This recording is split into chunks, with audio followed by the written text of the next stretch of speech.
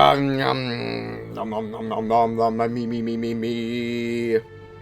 Hey, it's going. Is this thing working? Oh shit, we've got fuel already.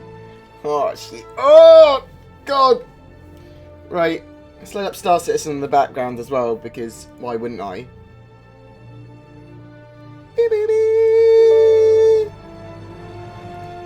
Don't even need to put my password in. Bam. That's how MLG Pro my setup is. Literally just... Hey, hello, hello, hello, hello, hello.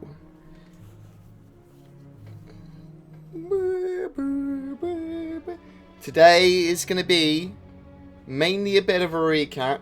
Some of a recap. I'm going to play some Vanduul Swarm later probably or something.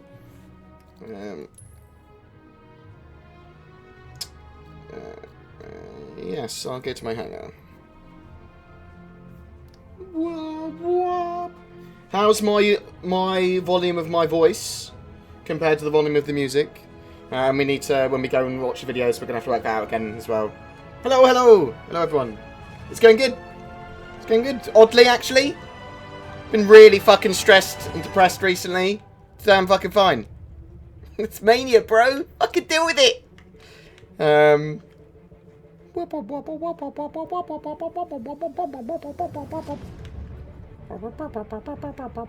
at my glitchy hanger. Oh, glitchy hanger. I do love you. Okay.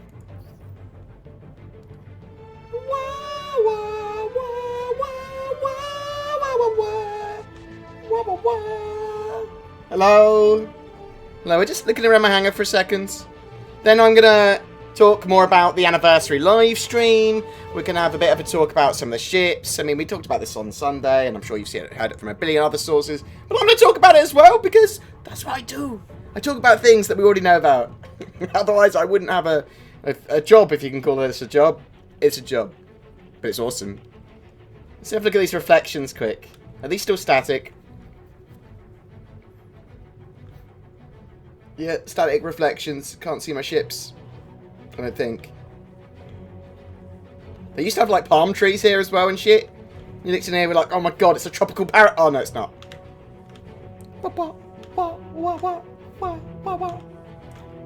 Put some M7A laser cannons on a Connie and spawn it in Grimhex. Is it just oh, or does it prop itself up on them? They're too big for it, aren't they?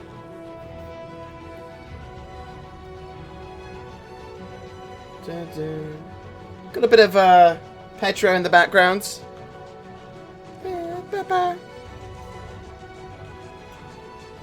So yeah, around 8th of December, we're going to talk about the schedule report today as well. We'll talk about the new roadmap. Actually, people. Oh, let's wait. Let's go through the whole main theme.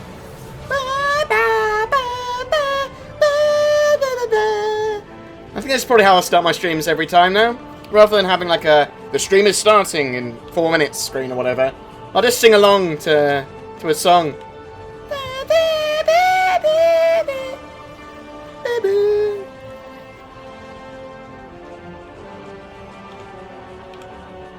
Shit.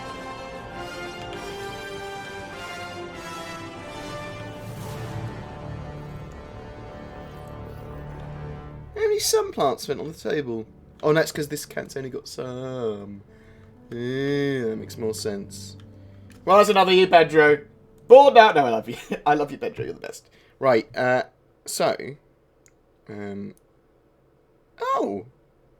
We're showing Star Citizen on my screen, even though I'm not capturing it properly. How weird. Who knew? Who knew? What did you get in the sales? Well, we'll talk about that in a minute as well. So, okay, what I'd like to... So the Anniversary LiveStream's been and gone, but the sales are still ongoing. And we've got different sale each day. At the moment, I believe it is... Like, I don't have to believe. It's the MISC. The MISC sale on at the moment, so pretty much every MISC ship is on offer, even though it's limited, with at least 4 years insurance on it. So Prospector was left out of that, but Ben added it in an hour later. It was like, oh, that was a mistake. $140 for the Prospector. I picked myself up one of those. I upgraded a 85X to a Reliant, and then a Reliant to a Prospector to get that with that lifetime insurance.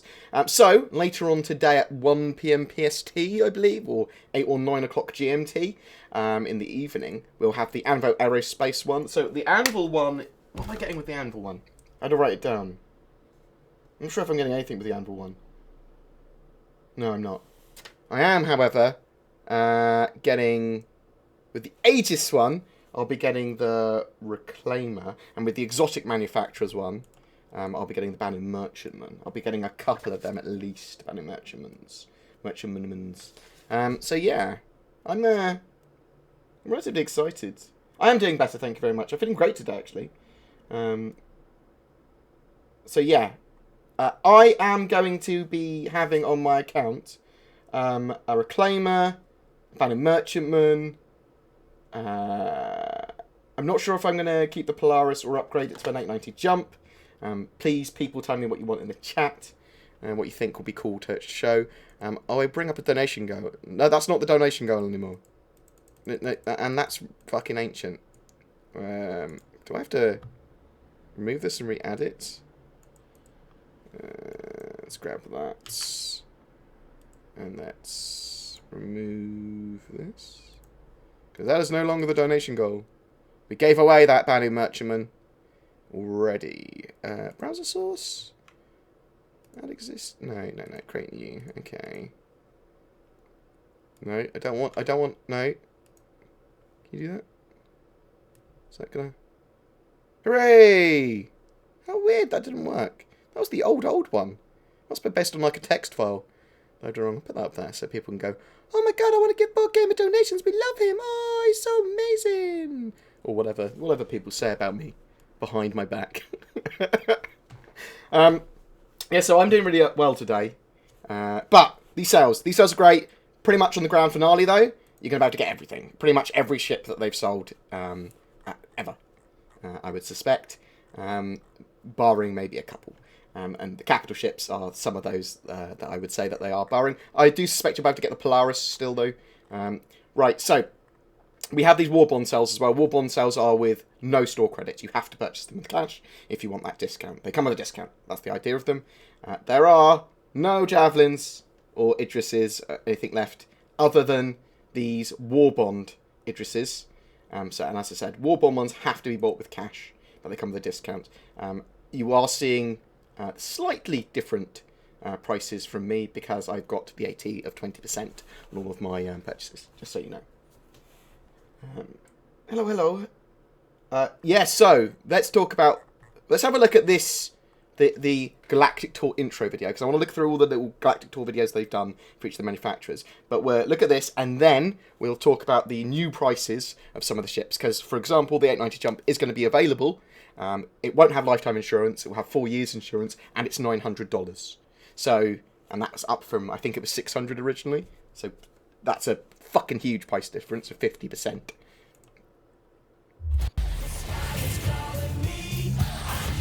Tell me what that volume's like, guys. I'll turn it down like that. I think it's probably a bit too loud. Do you sense that electricity? Whoops.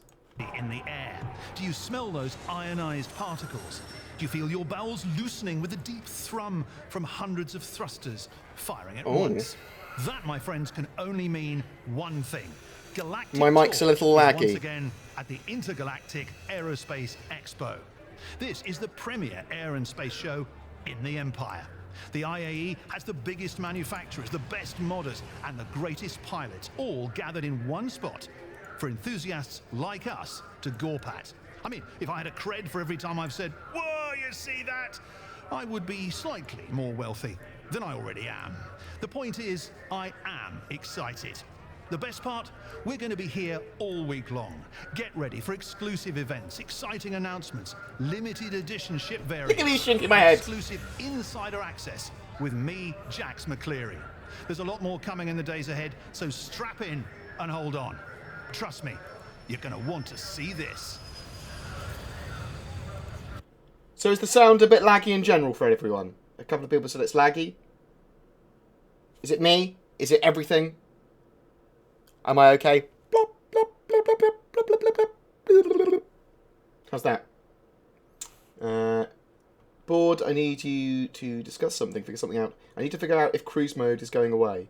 So, from talking to Twerk, cruise mode is still sort of in. You use your boost from SCM mode to go up to your cruise speed, and you'll be able to do that in Vanduul Swarm, you'll be able to do that in Arena Commander, you'll be able to do that in Racing. Those Heralds that we saw, they went up to 1,000 speed from 185. 185 is their normal speed in SCM, and then the boost allows them to go into their cruise speed, but I think that the technical cruise mode is probably going away, and that they'll merge that into SCM, I believe. Little laggy still. Now, I was having problems with this when I was recording. That's really weird. Let me see if there's anything I can do about that. How annoying is that micro lag? It's not even micro lag, isn't it? You can hear me loud and clear. It's fine. Okay, well, oh my god, there's a semi-naked woman there. Or man, it could be a man. It's just more likely to be a woman. Oh, that's what I wanted to look at. I wanted to look at the price changes of some of these ships. So we're just looking at lots of random stuff today. So, we're going to use this to work out the price increase of ships. So, this ship upgrades thing, it shows you a lot more than you'd expect. It shows you, if you untick my ships, you can see all ships and their current values. Now, even if you bought them for cheaper, they're worth this when you're upgrading them.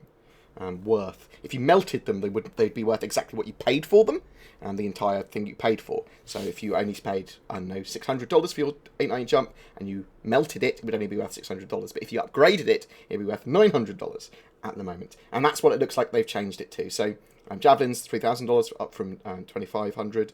Idris P's, $1,500. 890 jumps, $900, which is expensive. That's a huge increase. What else we got? I'm not sure how much the Genesis was originally. I think it was around $400. The Caterpillar has also changed. It's gone up by $50 to $295. And I think that was the only ones that I noticed. You see the Xperia tax on the little light ships. $250 fucking dollars for a blade. For a blade! Tricksy little hobbitses. How much is it's 140 for the Prospector. The Prospector is now available. So during those sale days, especially on the grand finale day, if you want to upgrade a ship, for example, your 85X that had lifetime insurance, which you grabbed for $50, you'd grab a hull upgrade from the 85X for $50. So what other ship you wanted? Like a hull D. There you go. You can buy it now. Or whatever. What ships are available today? Any big ones? It's all the Mistgrange, so you got all those haulers. You got the Prospector. You got stuff like that. You got the Gemini. Hello, Commander Riker. Hello, everyone. There's loads of people here already. I was just going to jump in just to talk for a while because I was bored as fuck. I've just updated the Redacted website with a quick overview piece on the sale, which I'll be updating. I say sale on the live stream in general, which I'll be updating. Oh my god, shameless plugs. Let's link that bad boy. Come on, come here. Look at this. We've been neglecting the website content slightly because we're just updating the entire website, and then doing lots of stuff, including wikis and clever stuff, magical things, which you'll be excited about, or not. I don't know. It depends whether you like stuff like that or not. What else was I wanted to show you? That's the jump point thing. That's the ship upgrades thing. I want to talk about the schedule report in a minute. I also want to go through all of those days of sale. So, was that day 2? So that was day 1 that we just looked at, that video. And day 2 was the RSI sale. So they did like special little videos for each of them. I'm feeling really good today. Welcome back to the Expo. I'm Jax McCleary, and today Galactic Tour is going to be spending some time with the grandfather of them all, Roberts Space Industries. The name is almost as synonymous with spaceflight as the term spaceflight itself. Sadly, although they may have invented the quantum drive and dozens of other... I'm sorry to pause that. Someone asked when are they selling the Wildfire with LTI. I'm not sure if those variants that they talked about come with LTI, but you can just grab yourself an 85X for $50 and upgrade to them, I think. Can you upgrade to the variants? Yeah, they definitely come with LTI, all those variants, as standard if you bought them straight off the back. So, and the Wildfire will be on sale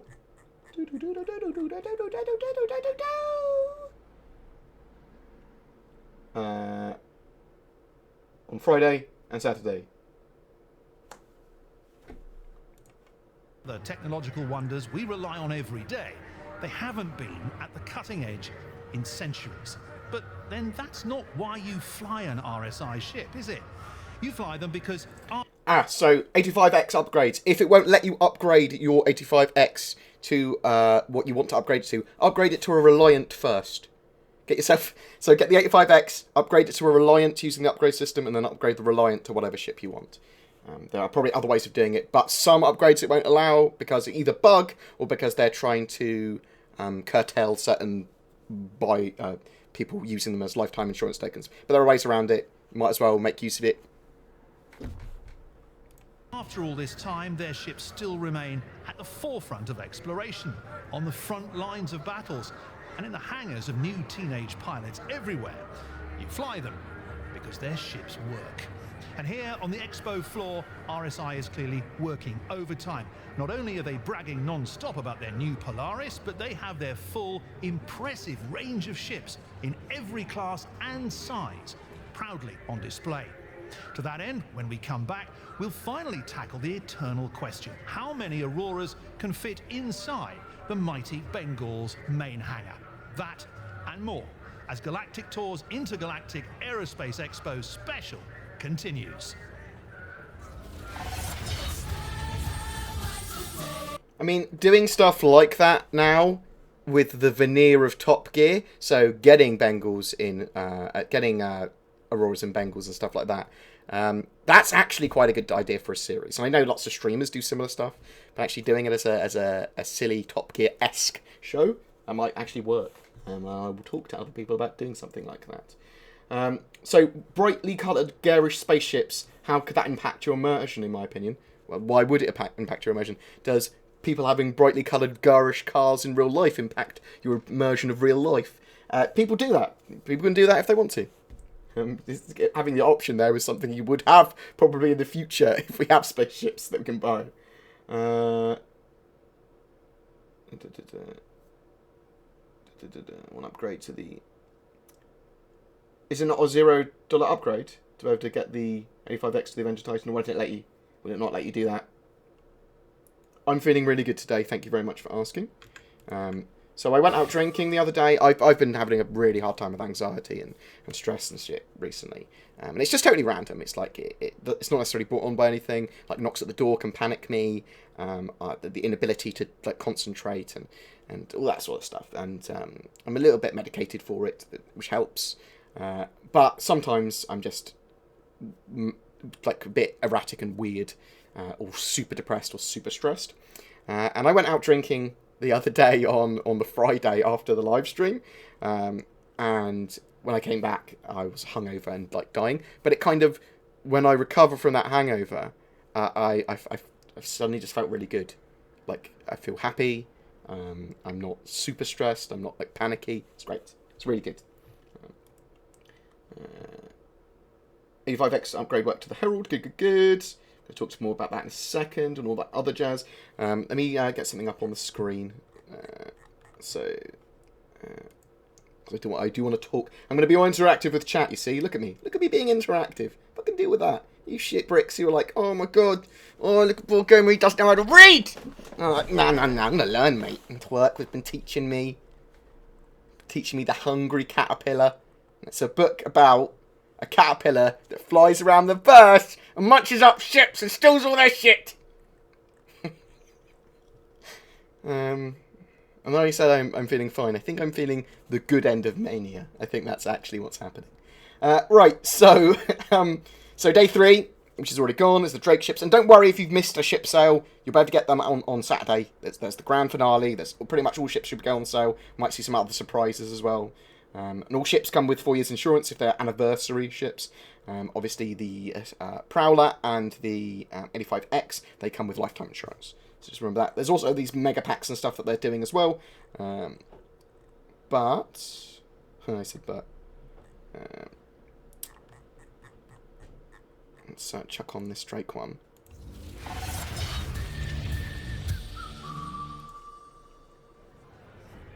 Things are really going. If it's saying upgrade is not available, try a different upgrade. So from the 85X to, for example, I used to the Reliant, and then I went from the Reliant to the ship I actually wanted.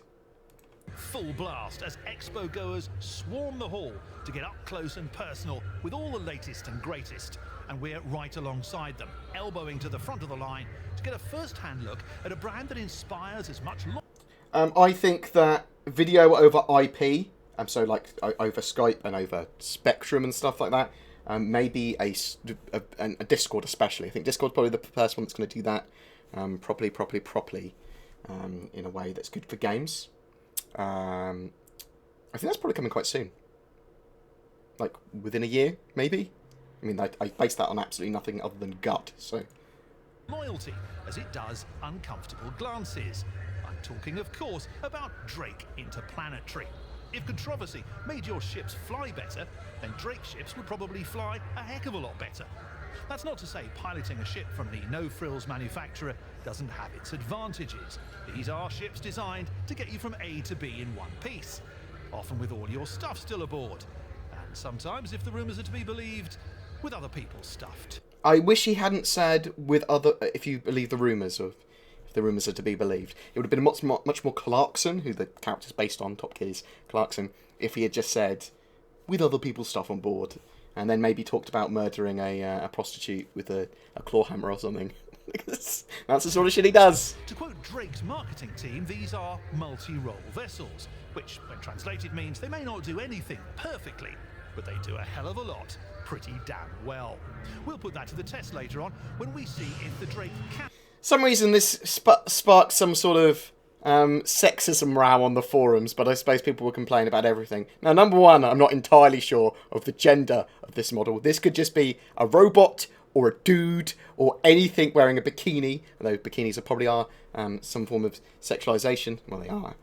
But I don't think the human models are even in Star Citizen properly yet. This is just a blur. This is just a hazy blur. Aerospace Expo special continues. And it's just people getting annoyed about that, which I kind of understand and respect people's opinions. That's fine if that triggers you. It doesn't trigger me because I expect mature content in games like this. Not necessarily sexism, like going, oh, naked women, but going, there is piracy, there is murder, there's killing, there's slavery.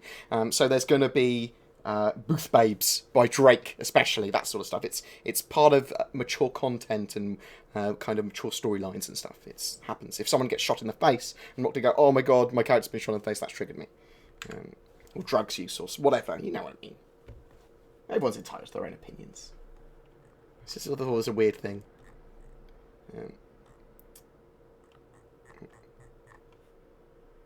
Right, so day 4. Let's go to day 4. Day 4 is the current day of the sale. So,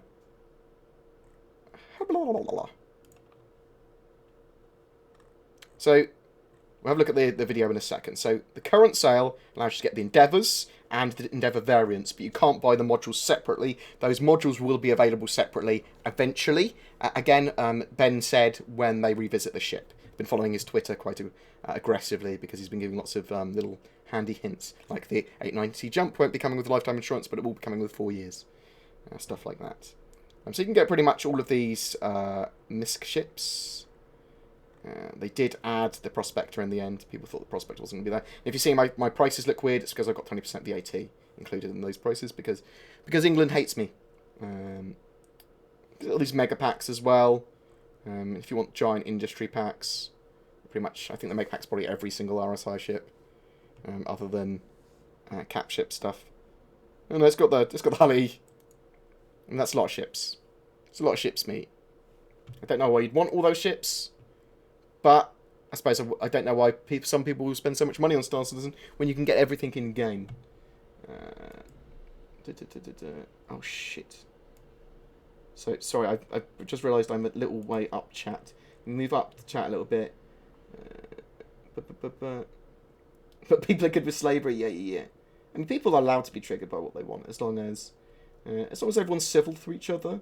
People go, well, I find that offensive. That's cool. You have a right to be offended, and you have a right to voice that opinion. You don't have a right, however, to be aggressive about someone else's opinions. That said, I did explode when I was playing Natural Selection 2 yesterday, and got kicked from a server because I called the admin out on being a dickhead. He was whining and complaining constantly throughout this game, and telling people to do stuff in the game, which eventually lost us this game. And he was whining about people not doing what he said. Everyone was doing what he said. He's whining about there being no teamwork. Everyone was literally following his orders in game. And then he was complaining when he died or do something stupid. And we said, that's not what we want to do. We need to do multiple things. We need to do this, that. And he just wouldn't have any of it. He was like, no, you guys are shit. You don't know what you're talking about. Everyone's crap. Oh, everyone's complaining. He was pretty much just him talking all the time and complaining. And I went, look, you've been an idiot. You can keep on complaining. I'm not sure if you're doing it ironically. You're the only person that's complaining here. Now me as well. And I just had a massive ball of rage at him. He was like, okay, mate, look, you just need to calm down. Otherwise, you're just going to leave it. I didn't say anything, and then he kicked me. It's like, oh my god, you piece of shit. Fucking... Oh! So I've noticed you. Senpai has noticed you, Brandon. Okay? Okay. Let's go back to the upgrade screen because people are having trouble with it. So let's see what we can do here. Hopefully, I won't dox myself by accident. So, for example, let's grab an 85X. So someone said they couldn't upgrade an 85X to the Avenger. 85X is not currently available. Please check later. Okay, so with some ships, it's going to say this.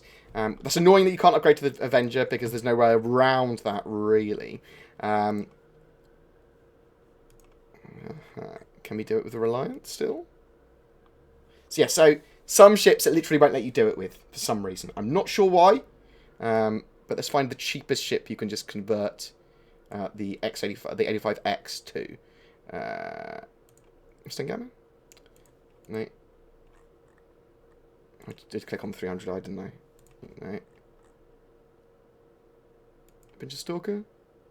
No. Halle? Can you get Halle? So, okay. So you can you can change the 85X to a Halle or a Reliant. It's weird that it won't let you change it into some others. So yeah, just keep on trying until you find a ship that allows you to change into. Oh! Maybe it's only allowing you to change into ships that are on limited hull offer. That's interesting. So just grab the cheapest ship you can, upgrade from, just keep on going through, then buy it, and then upgrade that new ship to the one you want. Okay? You can go straight from the Herald, can you? Yeah, you can go straight from the Herald as well. That's interesting. That's a bit weird, but at least there's a way around that for people that are interested. I didn't realise so many people would be joining me today. I was just faffing about. I was bored. I was faffing about. I was supposed to come on. I was like, I feel a bit weird. I was like, actually, I feel good. Woo! Let's come on and talk about Star Citizen. So we're just day four. Day four. I can't click on it. Fuck your website. Oh my god, they need a better website. Ah! It's okay, I fixed it. Right. No, I'm good at reading chat now, aren't I? Like, I mean, not the best, but better than I used to be. Yeah? I can, like, read and shit. Yeah, so lifetime insurance isn't going to be that amazing. I mean, if you can get it for free, why not? But insurance in game is going to be minimal. I suspect on capital ships and huge ships, it's going to be significant, because even a fraction of the cost is going to be a large amount of UEC. So just keep that. How does one get reinsured? We don't know yet. If you want to change packages from melt packages, buy an 85X and then upgrade them like that, that's how you could get lifetime insurance at the moment. How much did we? So, we didn't watch this yet. Let's watch this now. Yeah, melt it from your hangar on the RSI website. Here we are at the show you how to do it in a minute. Aerospace Expo, surrounded by some of the fastest, sleekest, sexiest ships ever to be plasma forged. These fucking guys video bombing. So obviously they're just using the in-character current game emotes to do this, and I wonder if these are actually players doing that, or if they've just NPCs being told to. You also notice that none of the NPCs are moving around. They're just stuck to the spot. Or whatever it is they actually make ships out of. And so, of course, Galactic Tour turns its attention to none other than the ships of Misk. That sound you just heard was the Spectrum imploding with angry comments.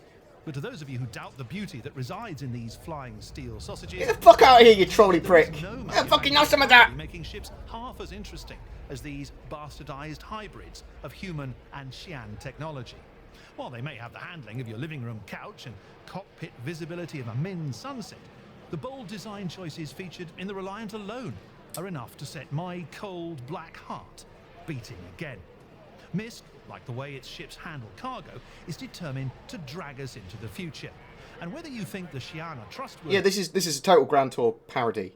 I mean, they do loads of parodies. I mean, that is one of the major things that Star Citizen do, like with ID, interdimensional software, stuff like that. That's all parodies. That's a huge... the Voyager Direct parody. You have to admit, the bastards know how to make a ship. That's Amazon. Make sure you catch my one-on-one sit-down with their lead Xenotech engineer when Galactic Tour's Intergalactic Aerospace Expo returns.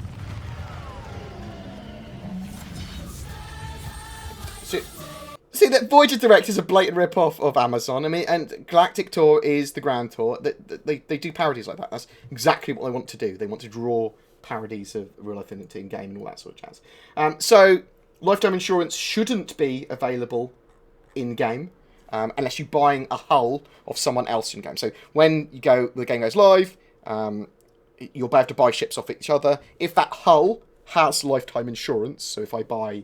a Super Hornet of someone that had lifetime insurance on it, that will stick with the hull. That's what they said. So that's good to know. I'm going to go to my hangar. So I want to explain to you upgrading quick. So you can melt ships for store credit. So I could go to my RSR Orion. I could exchange that for store credit. I'd get $325 store credit. I could then use that store credit when I purchase a ship. So literally... when I go to the store, when I go to the checkout, at the end of the checkout, instead of purchasing with my credit card or something, I can go apply store credits or apply credits and then type in as much credit as I want. VAT is then removed off that, so I have to pay VAT. I've already paid VAT on that store credit, so when I pay for that, I basically get 20% off the price it was showing, if you see what I mean. That's pretty complicated explanation of how VAT works, but screw you. And then, once I purchase a ship, so I can purchase the 85X, for example, I can then go to the store upgrades page. I can choose a ship to upgrade from. So if I have my ships ticked, it will only show ships that I own on my account. I can then click on one of the ships, so the Dragonfly Yellowjacket, for example. And then I can upgrade it to any other ship that's currently available or on sale, pretty much. I mean, sometimes... like for capital ships, you can't buy upgrade from whatever to an Idris or whatever, even if they're on sale, unless they change that in the future.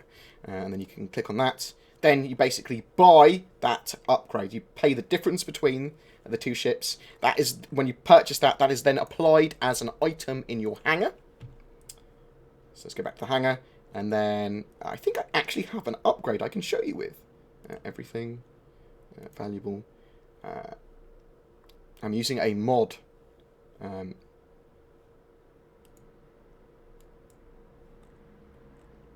Actually showing everything. So, ship upgrade. So I bought a Starfarer to Carrack upgrade. Right. You can then apply that upgrade by going into your hangar, finding the upgrade you want to apply. Originally, that Starfarer was a P-72 with lifetime insurance, which I upgraded to a Starfarer to get lifetime insurance on a Starfarer, and now I can upgrade it again and get lifetime insurance with whatever ship I upgrade it to. Lifetime insurance, or insurance in general, and all other items other than the ship hull carry over from your original package with an upgrade. So it doesn't matter what if a ship's on sale with 4 years insurance or something, if your original package has lifetime insurance or other items, flare, whatever, you keep everything else and just change the hull over. I hope that explains stuff a bit better. That wasn't the best explanation I've done. So yeah, thanks, Noobifire. So war bond sales, which are listed. Let's have a look again. So go explain some of this bad boy. Noobify does it. Noob, feel free to link your videos in the chat, by the way. Noobify especially has some videos on how to make the best out of the sales and stuff. He's a tricksy little hobbitses. So war bond sales, for example, basically give you a discount, but you can't use store credit to purchase the ship. Nor can you upgrade to a war bond version. So if I bought a new Saber Comet, the war bond version, I'd get a discount on its price compared to the standard version. But the standard version I can use store credit to buy.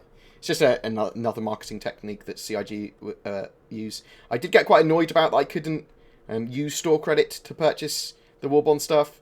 I still want them to be able to do that because I want to make the most out of my money, and I've already put my money into the game. So, and I do understand that CIG don't want you to constantly melt ships and then rebuy them. That's not what they want. They want you to stick with your pledges when you pledge, and that makes sense. But I'm more zen about it now. But there's some pretty cool stuff. Pretty cool stuff available. There were a few javelins on sale. Let's have a look down here. I think it tells us. Each allotment of Idrises and javelins will be. So they released a few. But I believe they are all sold out now. The javelins, no more javelins available, and we still have 415 Idrises available, but they are warbomb versions, which means you can't use store credit to buy them, which is annoying. Wait for the grand sale though. If you're the grand finale, we might be able to see some other bits and bobs, maybe as a special. So if you are desperate for an Idris and you don't want to use anything but store credit to purchase it, then wait to the grand finale.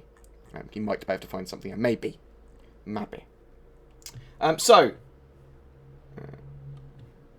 I doubt stuff will be cheaper on Black Friday.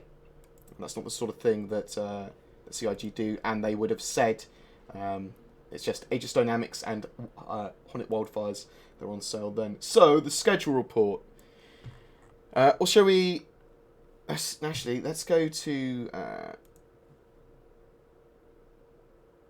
No, so, Commander Riker, thank you very much for offering to use your Twitch subprime token. At the moment, I am not partnered. I may be partnered soon, because I have emailed them, and they did ask for more infos. So, hopefully, I'll get partnered. And then people will be able to use your Twitch subprime stuff. But you have to change it monthly anyway. So you can use, if you've got Amazon Prime, you can get a free subscribe token on Twitch every month to give to a content creator, to a streamer, which basically acts as if you've subscribed to them properly, but doesn't cost you any money. And every month that resets, and you'll stop subscribing to them, and you have to give it away manually again. At the moment, you can't use them on me. I wish you could. I would appreciate it very much if you could, but you can't. But don't waste them. Use them on a content creator that you like. But hopefully in the future, because they are fucking awesome. But thank you very much. That was very much appreciated. So, yeah, we'll look at the schedule report in a second, and I will link you that as well. First off, I wanted to look at the letter from the chairman. So basically, in this letter from the chairman, Chris goes over a bit of the backstory of CIG again and where they are at the moment. But basically also talks about updating the community regularly now. They're going to suck it up. They're going to tell us their internal schedules and targets for dates and blockers and all that sort of stuff on a weekly basis. It's going to be updated in the schedule report. And Chris actually seemed pretty happy with the Anniversary LiveStream, which is good, because it was a good thing. So the schedule report is going to be a living, breathing document. I will link you here. And this is awesome. So basically here, we get to see the internal planned dates for releases, targets, what they're working on, all that sort of jazz for here Star Citizen. We don't really get to see the Squadron 42 stuff, and I'm not too worried about that. I know that's a whole different kettle of fish. But this, we get to see that it's likely that 2.6 is going to go to Evocati at some point this week, which is fucking great. Then it's going to go to the wider PTU the week later, and then they aim to release the live version of 2.6 for the 8th of December. That's great. I'm happy with that. And we can see what they're working on and that sort of stuff as well. It goes into lots and lots and lots and lots of different details. They break it down so we can actually see lots of behind-the-scene bits and bobs. They tell us blockers. They go through Star Marine, all that sort of jazz. Arena Commander, we can see that we're going to have Pirate Swarm. We're going to have more missions for 2.6 in the PU. An Easter egg mission that we didn't know about as well. But this is really good because it talks about the tech systems, it talks about everything. And this kind of schedule allows us to question devs about specific things. It's much more a more open development because we're big boys. We're going to have to take when they miss targets. But now they're showing us it. Literally warts and all. And this is what we wanted for a while. And I think this is going to be absolutely great. Just for the project in general. It's not something you want to hold against them, hold them accountable for. It's something that now we're more informed. Now this is what open development should be, in my opinion. Grim Hex Bar as well. That's getting added in 2.6. It looks like, although that's taking a while. But yeah. So they just give so much detail, and this document is going to be regularly updated every week with the latest schedules. That's just great. This is going to give us so much information. And then it talks about the next patches as well. So 3.0, it tells us what we're getting with 3.0, new ships and everything they've got planned. And again, this will be updated if they get ships ready before that. I don't know why it still says Drake Caterpillar here, because Drake Caterpillar should be coming in 2.6. I believe this is copied and pasted from an old document, that 3.0 thing. Naughty CIG. But 3.0 is going to be amazing. 3.0 is when we get the Black PU gameplay, and I doubt that'll be released in 2016 now. I suspect it'll be a very early 2017 release, although we could be really, really pleasantly surprised. They haven't got the details of 3.0, and hopefully this week or next week they will tell us a bit more when they planned to have that out. Or they might wait until they've given us 2.6 and then tell us. And we can see that after 3.0, it's gameplay mechanics, mainly mining and firing, repair and salvage, all that sort of jazz. And these were the slides that were shown at the CitizenCon presentation, but now this is a place where they'll live. All lots of caps going on. What are you talking about?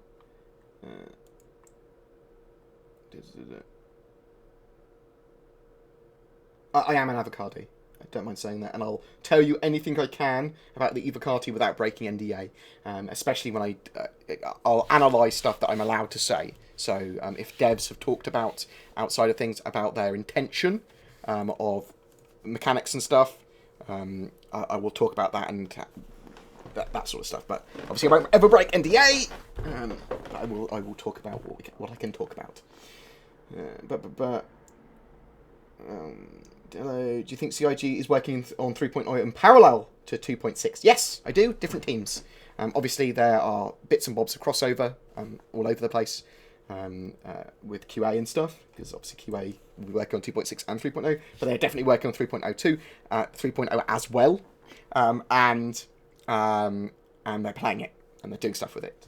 I just don't know how far along it is. You can see that stuff in the monthly reports as well. Cutlass rework for 2.6. No, the Cutlass rework, which I'll bring up on the screen for you.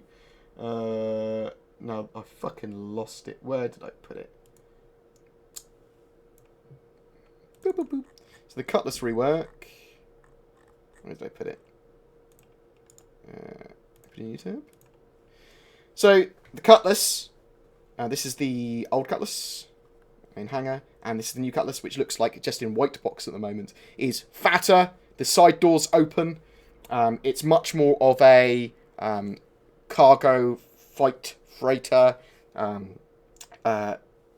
it's got much bigger ramp at the back as well and stuff like that. So you will be able to hold a dragonfly in there.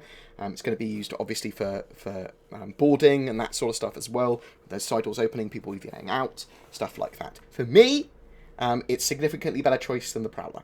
And now, from what they've done with it, I assume it's going to be a lot less agile, but more armoured, a bit more tanky, more APC-like. You can see that the thrusters on the side have gone, and that sort of stuff, and it's a lot more chunky. A lot more chunky, which I like. I like the idea of. I didn't want this glass cannon thing that they had before, and they kind of over-promised it could do everything, and they had an advert with it being super agile. I don't want that. Bad CIG. Bad. But I don't think it's going to be for 2.6, no. In this video,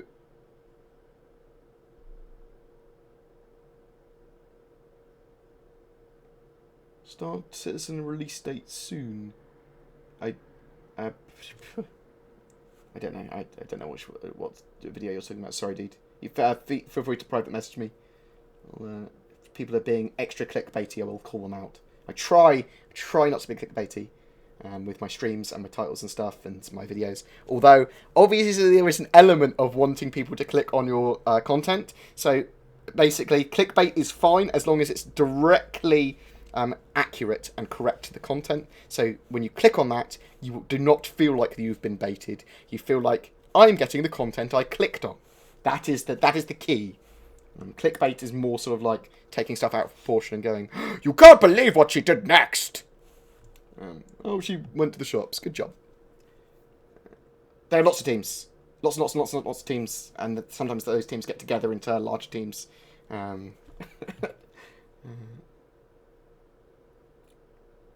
Yes, 2.6, 8th of December is the live goal. That's after PT. So that's fully done. 2.6. That's what they plan. Rework site. How many ships do you have? I don't know. And that's changing constantly. Probably about 15 ships.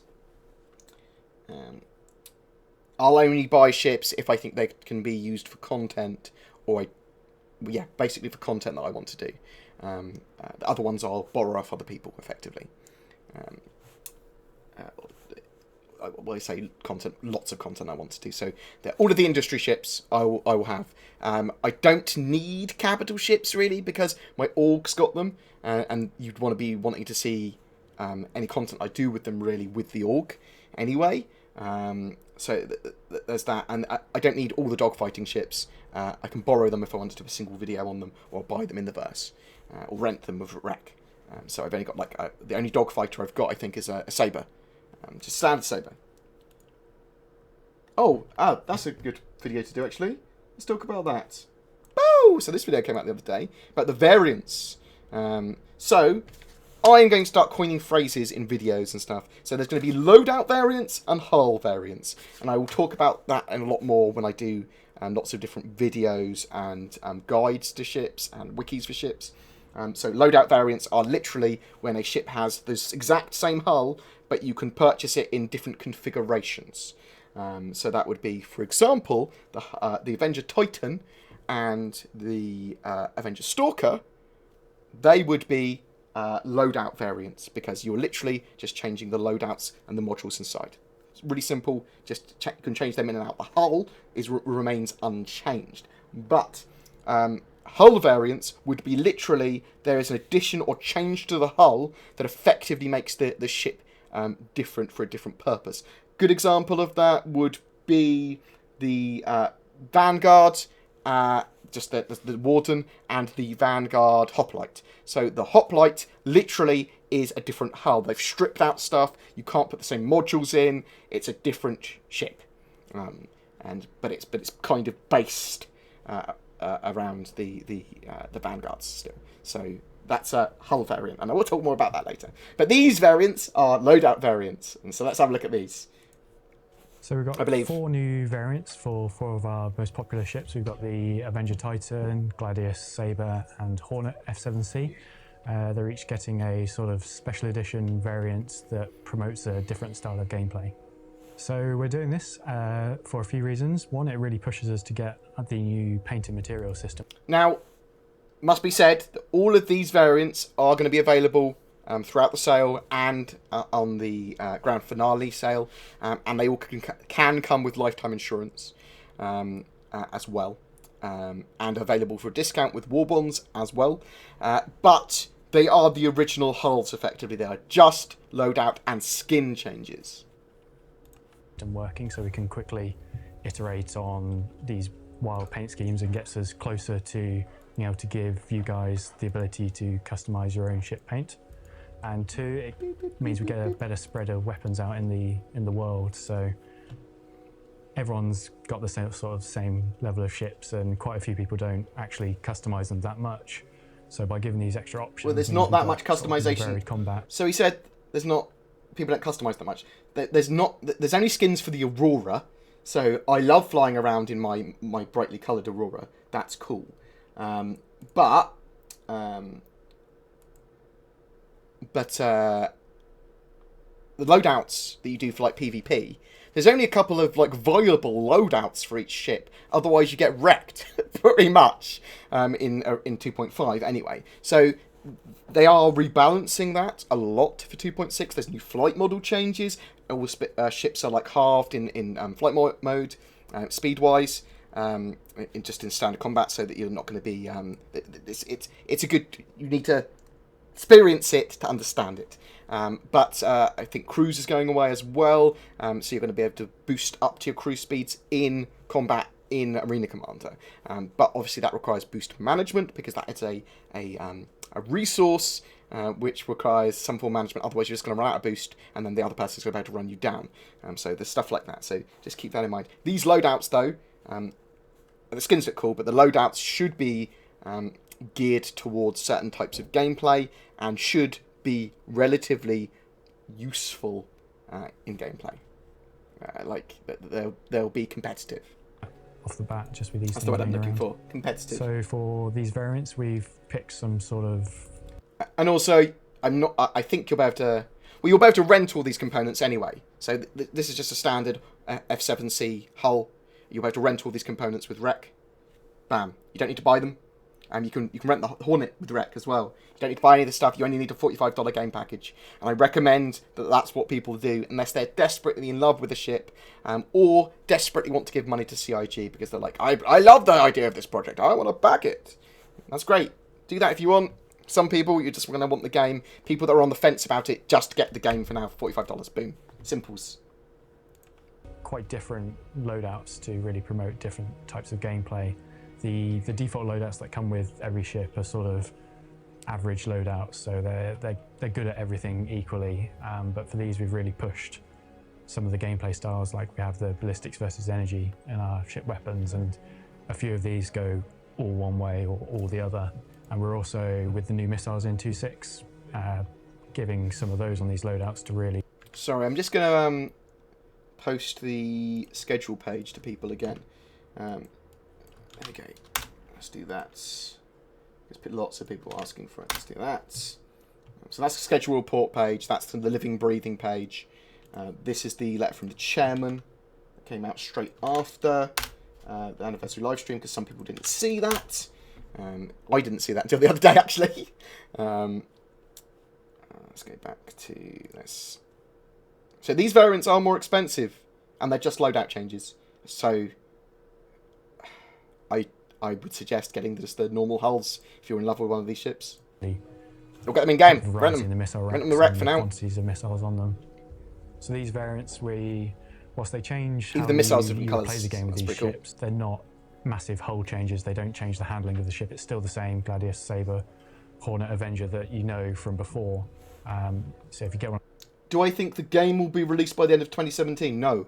Squadron 42, I suspect that's the single-player campaign, will be released early 2017.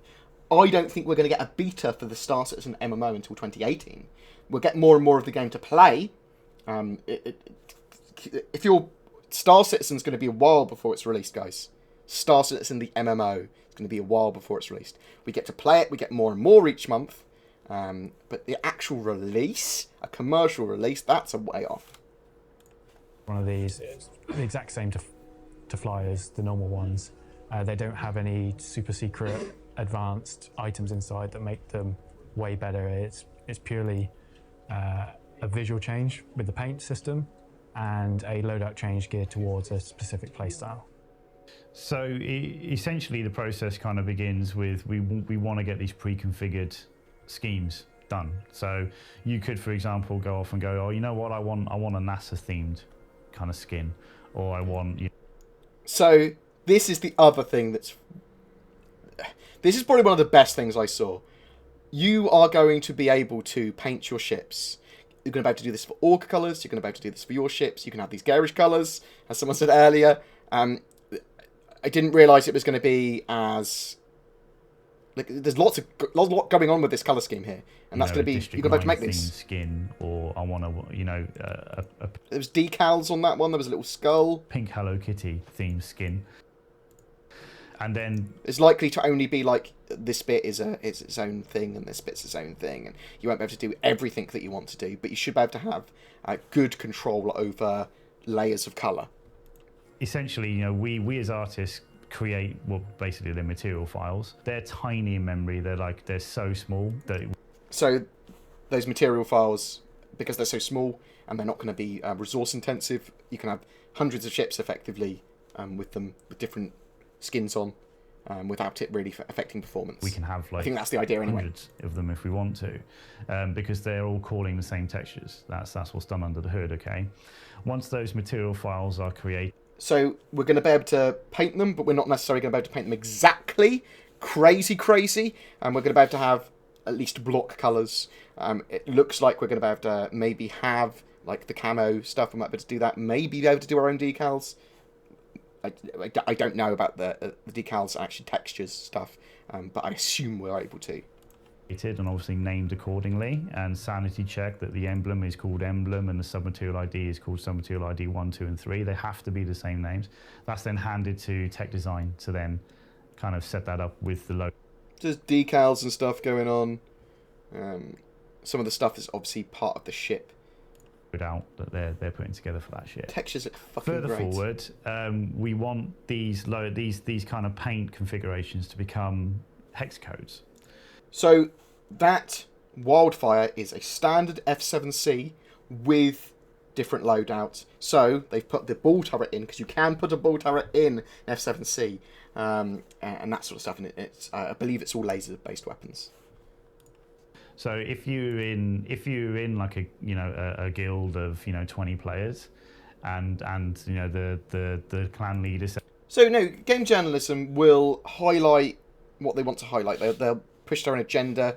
Everyone that covers anything has some form of agenda. It's not necessarily good or bad, but the big polarizing thing about Star Citizen is the amount of money that's made, and that people are only people have funded it, and it's because they've purchased ships.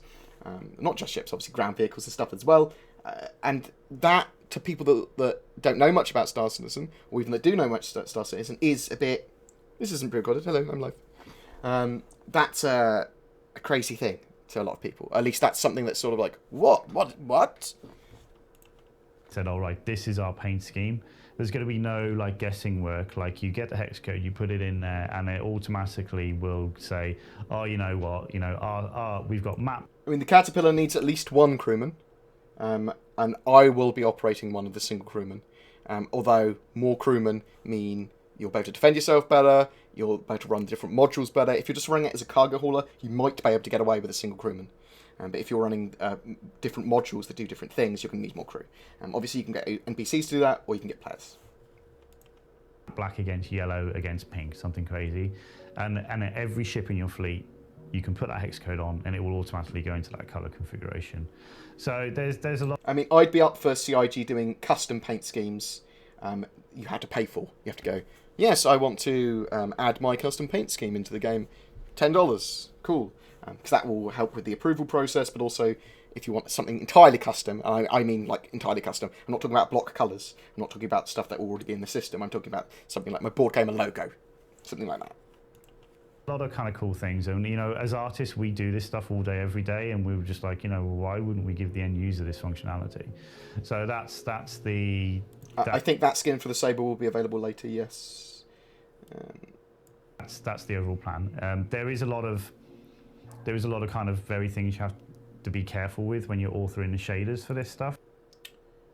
Yes, you'll be able to rent ships in-game from other people. I suspect there'll be missions where you'll loan ships as well.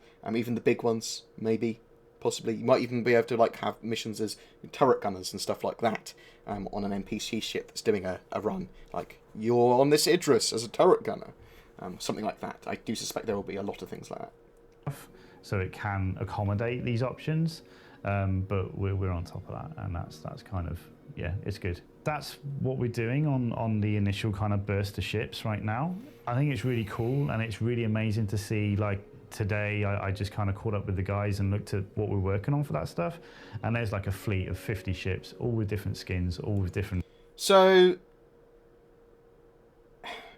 the loadout variant stuff, I'm okay with it if it's really cheap. So, if they go, yeah, different loadout and skin for $10 or something, yeah, I'm okay with that.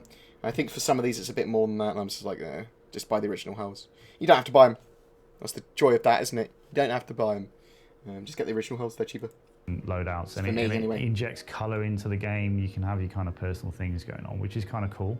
If I was going to pick one to fly and customise myself, I've always got a sweet spot for the Avenger. If it was me, I'd probably go for a dirty chrome kind of finish. The shape is just kind of so kind of primitive to get some kind of highly reflective material on it, I think. So once the game's in beta or launched, I'm not sure which, you won't be able to purchase any ships like we have been able to in the past.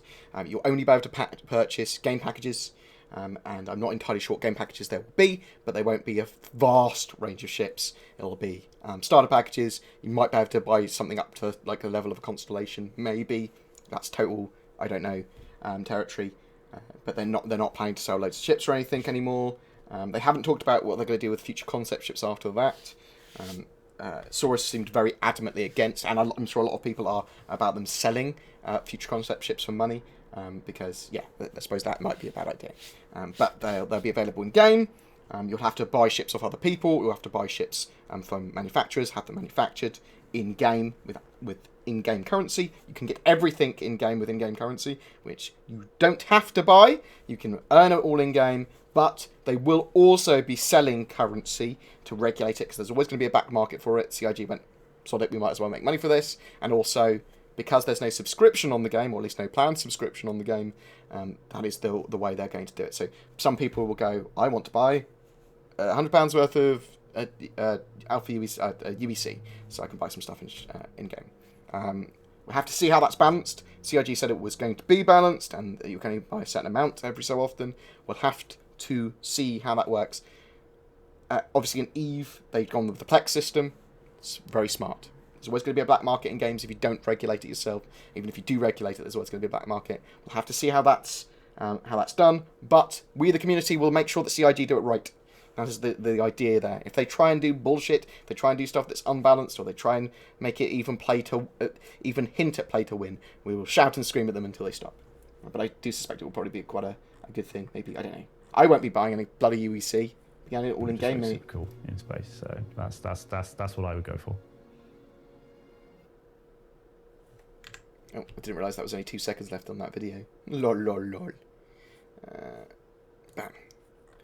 I was really impressed with this internal schedule, and letter from the chairman, though. That was pretty awesome to see. There were some surprises of what ships are coming in 2.6.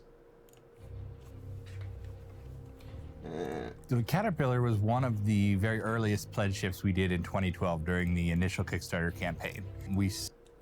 So a Saber is my favourite dogfighter by miles. I'm not sure about its range. We'll need to see how that plays out actually in the verse. So a while to work out its range. I suspect that it's going to be medium range. It's going to be good stealth. It's going to be very high tech. It's going to be able to have some great loadouts. It's going to be a bit more advanced than the Super Hornet, but the Super Hornet's going to have some good forward-facing death gunnery and lots of armor is the idea. So, but not as stealthy. Yay, pounds! Sorry, dollar. Pound, dollar. What's special about the F7A? The F7A is available, well, was available as a skin, and there's nothing special about that skin other than it's a different skin. apparently, though that might change. But the F7A in game properly, in like Squadron 42 and stuff, it's a military version of the Hornet. It's a single-seater Super Hornet with military components. So it's the best version of the Hornet, but again, only a single-seater. Started off with the kind of the base 5 ships that were how we imagined playing the game. We based them largely on Wing Commander and Privateer. So Caterpillar coming in 2.6, boom. Kind of the different ship types. There was, a multi-crew ship, a fighter, a transport, explorer, that sort of thing. Midway through the campaign, we were hitting our goals, and we knew we were going to. So the Buccaneer is Drake's answer to the Gladius Hornet and Sabre.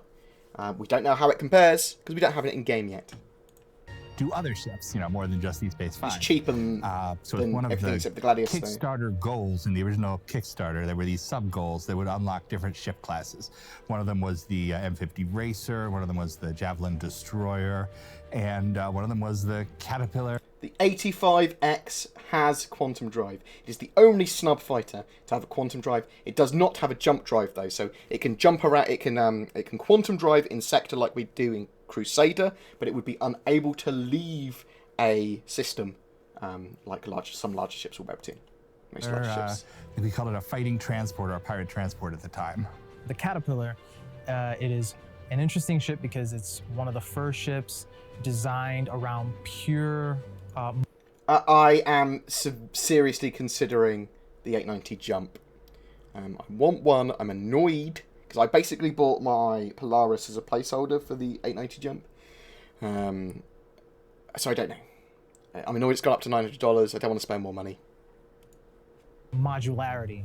So the whole front of the ship has 4 modules that in time we'll be able to replace with, from what we have now, which is cargo modules, to maybe an additional habitation module for more crew, or weapon modules that carry missiles. There's going to be lots of modules available for the Caterpillar. Cool modules. And some of it might give it like some industry and economy-based stuff that it can do. Some of it might give it exploration. Some of it might just be for weapons. Some of it might just be for cargo. Some of it might be for boarding, more crew, that sort of stuff. So we have the opportunity to really customize this ship from a player. And it's possible that we might be able to get. I know it will be able to carry at least 8 Dragonflies. The sides open and stuff as well. But I wonder if you can get a larger ship into the front here. Standpoint. Like an 85X, the maybe. Interior spaces as a whole. So this is the first ship where you can really do that. The retaliation as a whole. So this is the interior space. So that looks pretty large, that interior space. It's hard to tell the depth of that. As a whole. So this is the first ship where you can really do that. The Retaliator, you can do it with 2 spaces. Caterpillar, 4 spaces. So it's a lot more to players, for players. So there's a lot of variety in the Retaliators modules. They had a drop pod module. They had living modules with TVs and stuff in. They had the torpedo modules. The Caterpillar is likely to have a lot more modules, and it obviously has 4 to play with, not just 2 sections. To play with. It's also a pretty humongous ship. When it was first... At least 4, in fact, because it's got 4 of those sections, and I think a front section as well. Pitched. I believe it was pitched as sort of the evil twin brother of the Freelancer.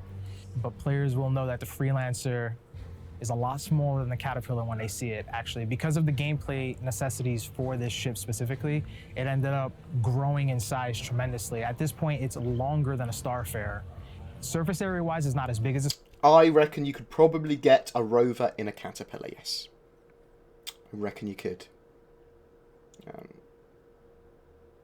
Yeah, I wonder if the 85X fits in here as well. And you can see here is another example of a skin, a Kovalex shipping skin. It's a Starfarer, because a Starfarer is a lot taller and a lot fatter, but it's actually longer than a Starfarer. So it's 50% longer than a Retaliator or a Constellation. It's got 2 floors, it's got 2 observation decks, 2 habitations, 1 in the command module, 1 in the main body. It's a big ship. The 85X, I believe, is exactly the same width as an M50. Deal with that what you shall, you will. It's 2 meters longer, though, than an M50. It's a really big ship. It's the biggest ship we've done in LA. So I inherited the Caterpillar after it had already gone through all of its early concept stages, where it was pretty set in on what... No, I think the sides open up at the Caterpillar so that you both do literally there'd be a ramp. I think it does that. It does that. It looked like, what it was for, and so my task was more about getting the interior laid out, getting the thruster placements figured out. So people were talking about Nostromoville. Drake is very much sort of like function. So they go for chunkiness, durability, but you'll have wires just hanging down from the ceiling because it's cheaper. It's function over form, no frills. How do we make this work? Well, we can have clever lifts, or we can have a ladder. You know, the ladder's cheaper. Ladder. Gets this nice chunky aesthetic. Driving the implementation of it. You fold out yourself. The Caterpillar went like through a camping. many iterations of determining what the inside would look like, how we would balance all of it. Shower and shit mass, simultaneously. That's the future. Thruster placement.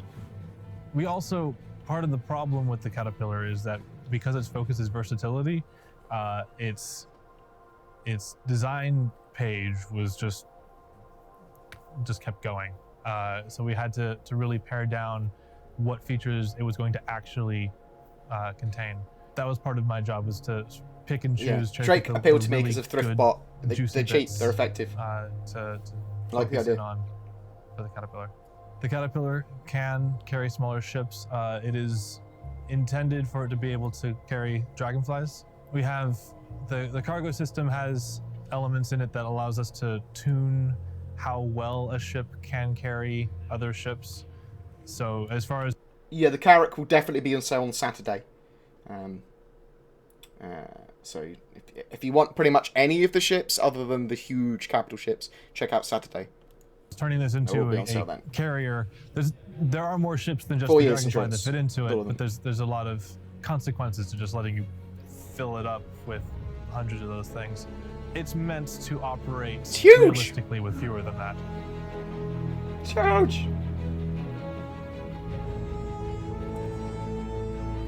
Got a lot to talk about on the podcast tomorrow, so that should be pretty cool.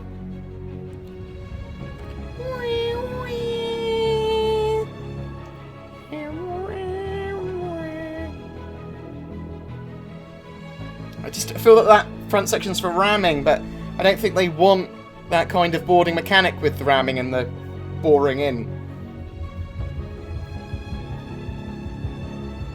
Like the idea of weapon modules, though. Maybe more turrets on a module. Like every module gives you 2 more turrets or something. Yeah, I think the front module might be a separate... Yeah, the front module might be a totally separate module as well.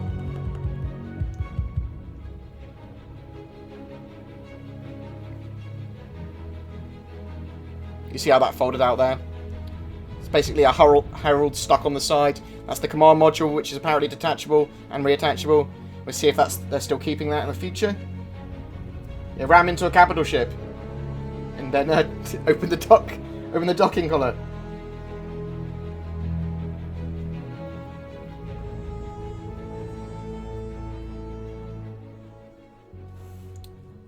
I'm working on the 85X. It's 930 years in the future, and it's now running parallel to our time.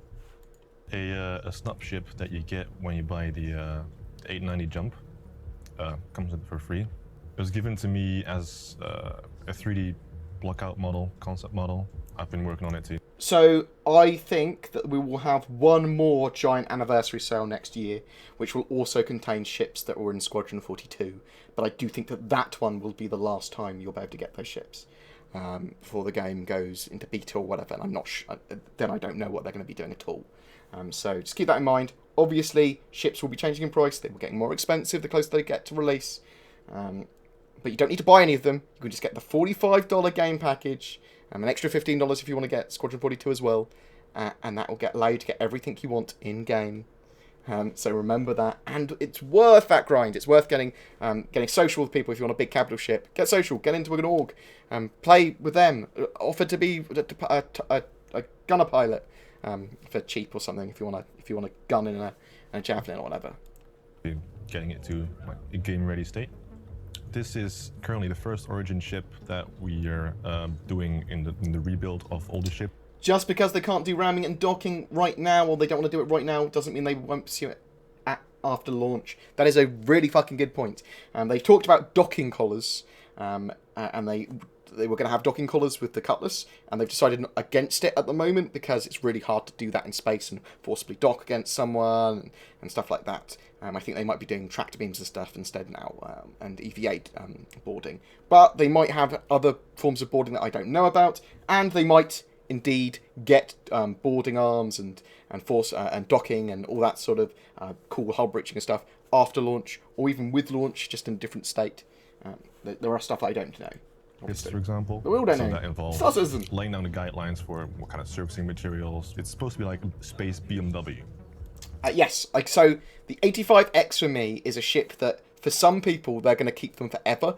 They do have a quantum jump drive, so they're a snub fighter, they're a really small ship, they're going to be suitable for racing, they've got 4 size 1 weapons on, they're a great little ship. They look gorgeous, they've got 2 pilot seats in.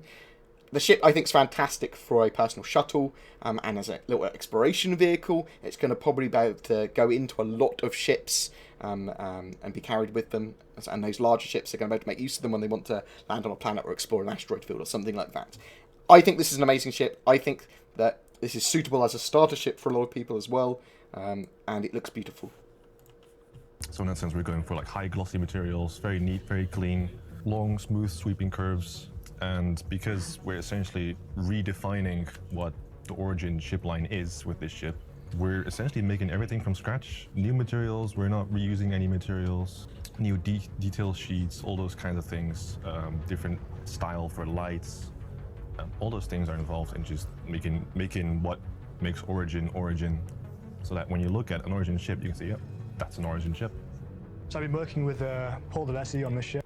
So that $15 upgrade for Squadron 42, I believe, comes at the checkout. If someone can correct me, I've fucking forgotten, because I haven't purchased Squadron 42 like that ever. I need to put it in a video, actually. Oh, my leg's stuck. I need to put that in a video for when the 2.6 comes out, actually. Yep. And I've been in charge of the cockpit and the interior. So when we were looking at this ship, we were looking towards futuristic cars, sports car interiors, trying to make it look as sleek as possible. Yes, some of our ships are more kind of battle ready. This thing here is supposed to be as sleek as possible. Kind of getting away with metal surfaces, getting that kind of nice carbon fibers and plastics and high tech. So this ship as well, this Origin Jump Works 85X, lifetime insurance at the moment, $50. It is redefining the entire Origin Jump Works range. So all the materials, all of the pipeline stuff and improvements that the ship has created for Origin Jump Works is getting applied to the 300 series and the M50. Materials in there and making it as shiny as possible. Just working out how to... The Herald is a data running ship. It transports data through the cosmos, whether illicit data or legitimate data. It's also science exploration. There's a package and second offer at the checkout, and I believe it's only if you don't have a game package already that you get that. The funding went up by 8,000 in the last 10 minutes. I don't think that's to do with me, but I like to think it is sometimes. Vehicle. To prepare for this ship, we did a company profile for all the Drake line, so it's base. Oh yeah, CIG gets stuff wrong constantly. They get their release dates wrong, and they've gone back on their word before. So not the word, but they've changed stuff that they said. And they go, oh no, well, we wanted to do it this way, but we can't now, and that sort of stuff. So keep that in mind. It is a process where we get our voices heard, but sometimes they do stuff wrong. Sometimes they piss us off. And we just need to tell them that, and that's what they've done with that schedule report. They've gone, yes, we will release information that you keep on asking for, because it's wrong to keep it secretive. Or I think they worried about people not being able to, getting pissed off about them not missing. I don't know. I fucking don't know. More information is always good. Materials that are used for the ships, what their methodology is, who their target audience is, how much they're supposed to cost, stuff like that. And those all influence what, how, and how the ship's supposed to feel, look, it's put together, manufacturer type, stuff like that. All the good, nerdy little bits that make it believable is where we start. And it's like the company profile style guide. Herald or Terrapin? I see I've gone for the Herald. I preferred the Herald over the Terrapin. That we use for the ship. So in tandem with another set of artists that we're working on another Drake ship, we both shared assets back and forth together to make sure that the ships look like they come from the same factory. I think. Keeps the ships looking consistent. If Elwin's stealing from... I've not purchased a hull series. I've got Banning Merchantman and Caterpillars and stuff. I don't need more cargo ships. For me, and I'm stealing from Elwin, then the ships look like they're coming from the same factory, and you won't have any weird glaring differences in the ships. So out of all the ships that we've done so far, using the Drake profile would be the Herald and also the Caterpillar and the up-and-coming Cutlass. I love how there are already people that love certain manufacturers. Like, these are the best ships. Like, Drake's the best ship, Misk's the best ship. I love that. I love Drake and I love Aegis, but a load of the manufacturers, I think, have cool ships within them. The players that are going to tend to gravitate towards this ship are people who want to explore, be the first one out. So 2.6 is scheduled to come to the Evocati between now and the end of the week, and then go to a wider 2.6 PTU next week, and then by the 8th of December for a live release. That's what they plan. That's Star Marine, that's new quality of life stuff, that's those new ships, all that sort of stuff for Arena Commander.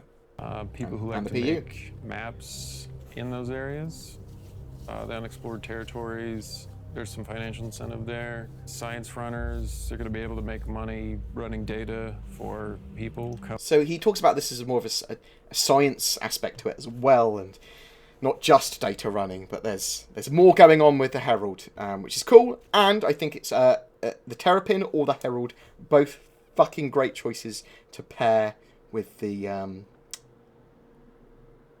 Polaris. I might be able to get 285Xs in the Polaris, actually, as well. Companies, groups, their own data that they found. It's not a ship you're going to just go murder people with, so it's equipped with things to get away from being murdered. So people like, you know, the sly, roguish type that are science inclined, I'd say would gravitate towards the ship.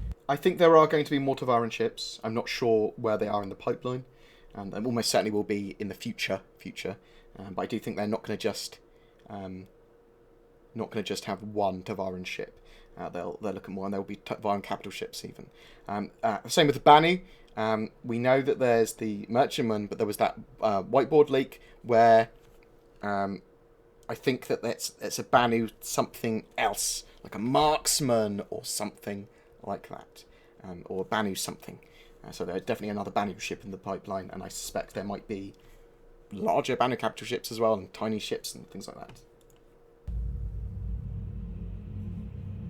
Oh, that was it for that video. I keep on pausing them right at the end. You can see that I watch Yogscast there. Boo, boo, boo, boo, boo. So what is going on here? Got anything cool? Let's put on some Petro music on for a second.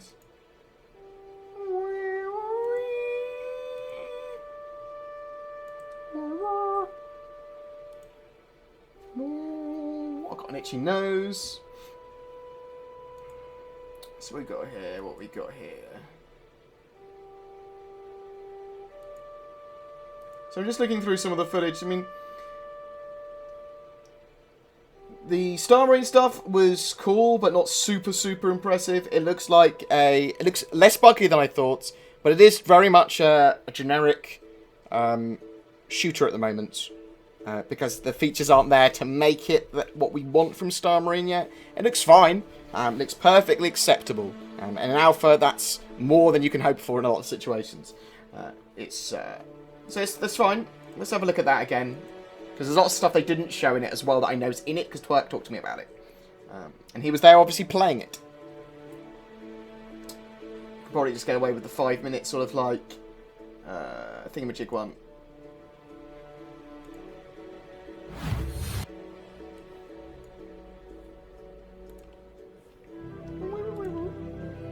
Stop your majesty of space. So I'm just... Any questions, guys, ask. I know you are already, but, you know, I'll try and answer the ones I see. I'm getting loads from YouTube, and I don't normally get that.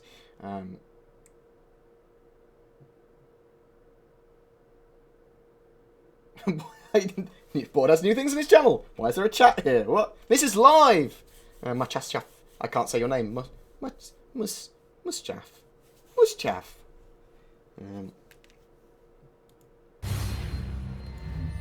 The Misk post has confirmed the Misk Racer is an actual Misk Racer. Then confirmed something was misread on the board. But that wasn't the thing that was misread. I thought that was Misk Racer from the start. And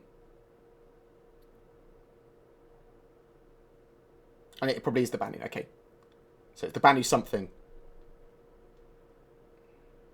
Banu Marksman or something like that. 3, 2, 1. Begin.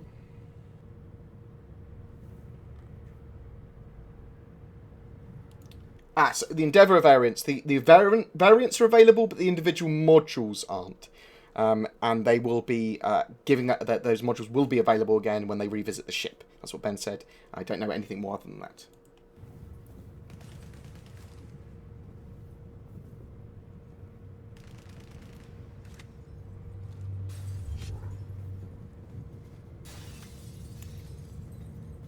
Yeah, it could have been the Banu merch, but it looks like a longer word than merch. And there's definitely I's and A's and stuff in there. I think so, anyway. So, the animations are okay. The gameplay looks fine. I was hoping it'd be a bit more tactical than them just shooting at each other like that. Some of the death, I would like there to be a bit more flourish in the death rather than just collapsing. They were all wearing medium armor here. So the time to kill armor works now.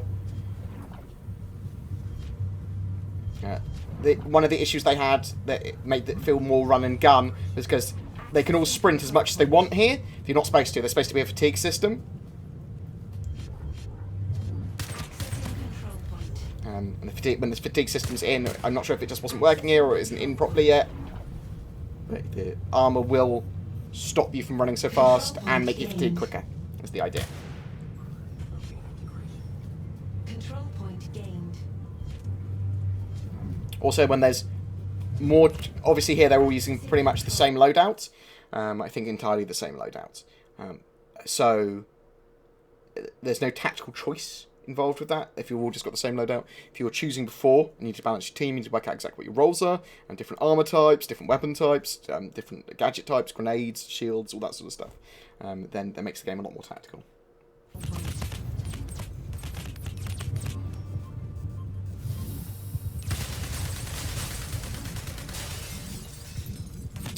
So this wasn't capture the flag, this is point capture.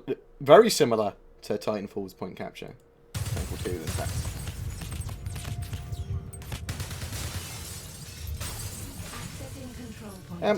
They need to, when they've got all the other armor types and the weapons that they want for the first release of Star Marine, they need to balance time to kill. So it's tactical and strategic and not weird.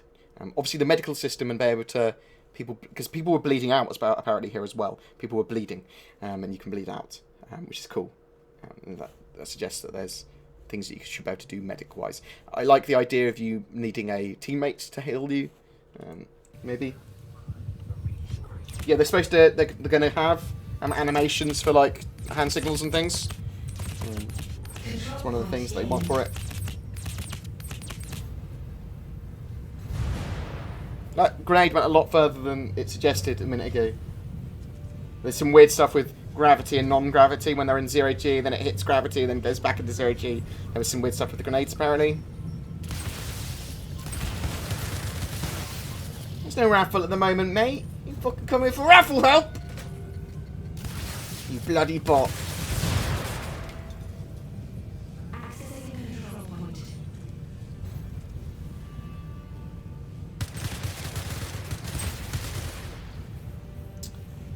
So for people that have got 10 referrals, 10 recruits on the recruitment thing for Star Citizen, you get yourself a free Gladius.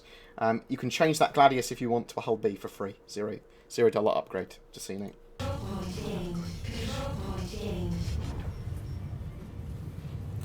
So the first-person shooter stuff is incredibly important for Star Citizen. It doesn't need to be an amazing first-person shooter game, but it does need to be a good one, because it's so integral to the rest of Star Citizen. At the moment, this is a very generic first-person game, this Star Marine thing, and I probably wouldn't pay it much attention if it wasn't connected to Star Citizen in its current state. And it's 2.6 where I have to actually get hands-on, so I have to have an actual more accurate opinion of it. And although these games are a lot about who you play with, but we'll have to see. We'll have to see exactly how it plays out at the moment. Its early stage is going to be a bit repetitive and not representative of the final product. But at least we're getting it now so we can test out. This is alpha. We're supposed to be testing stuff. We're finding bugs. We're fixing things. We're giving feedback on stuff. It's not supposed to be proper gameplay yet.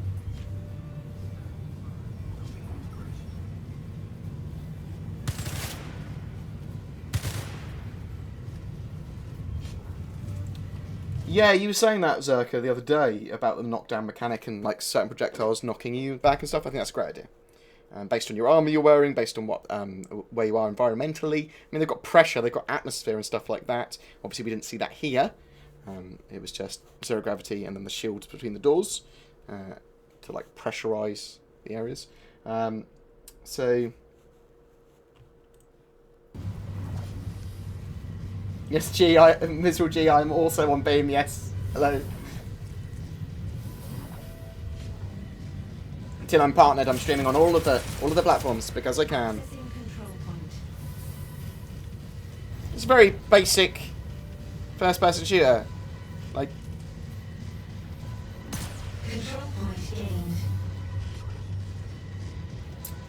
So the reason it's a generic first-person shooter at the moment, this Star Marine, is because it's Star Citizen's been built for spaceships and not for the FPS. They've literally broken it, smashed it with a hammer and rebuilt it. So the functionality they want with the first-person shooter stuff is crazy. So all of those systems are there, and then it's just very early for it, basically. And I suspect it will be really good once it's done, but at the moment, very, very generic at the moment. It's just that there's no features there yet.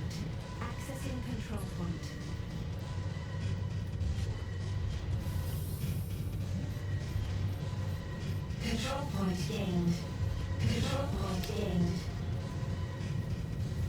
I'm not sure if we do know when the Terrapin's out. I'm not sure if it was on the roadmap.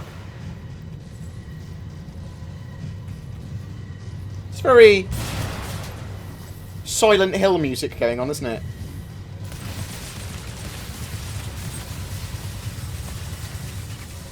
So, destructible props are confirmed and destructible glass is confirmed. It obviously looks shit here. But it working here without it reducing the frame rate to 0 is pretty impressive. That was literally twerk a second ago, testing it out. See, there's not actually that many kills involved in these matches, which is interesting. You can see there's actually spectators.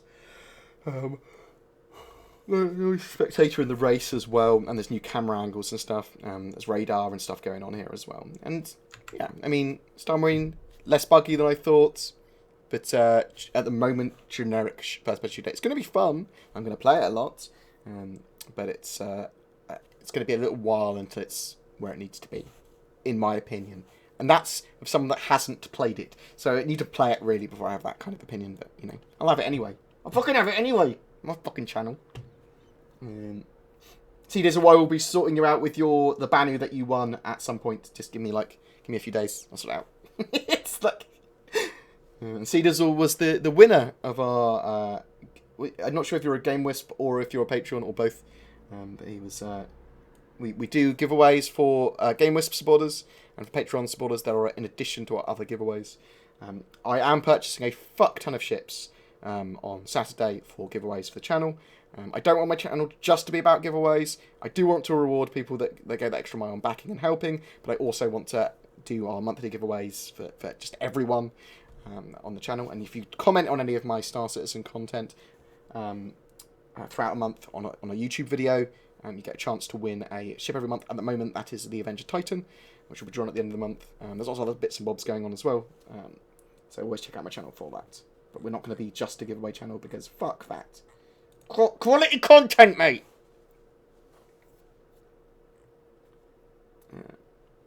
You're not in a hurry. Good. I'm planning to get it on Saturday. That's what I was planning to get it. So yeah, I was really impressed with the schedule report. I was really impressed with that letter from the chairman.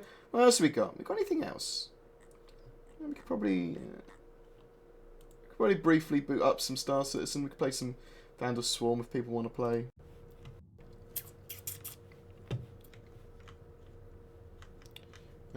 Any other questions? Quality content, mate! Mint, mate!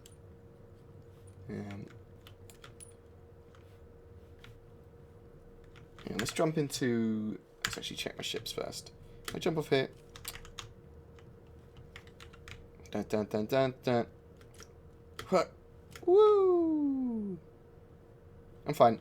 No falling damage. We're all good.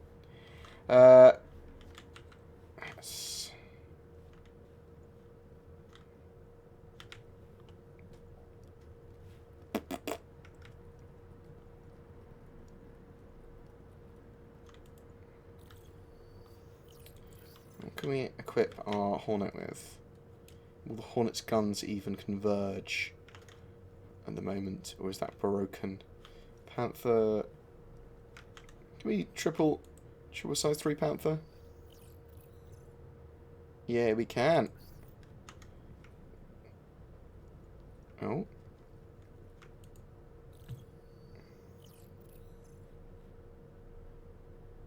I thought I had another Panther. Cock it.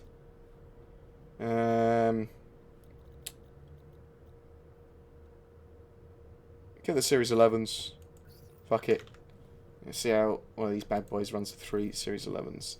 We are going to jump. Yeah, taking off the Sabore as well. I love my Saber. I treat it so badly, my Saber. I'm sorry, Saber.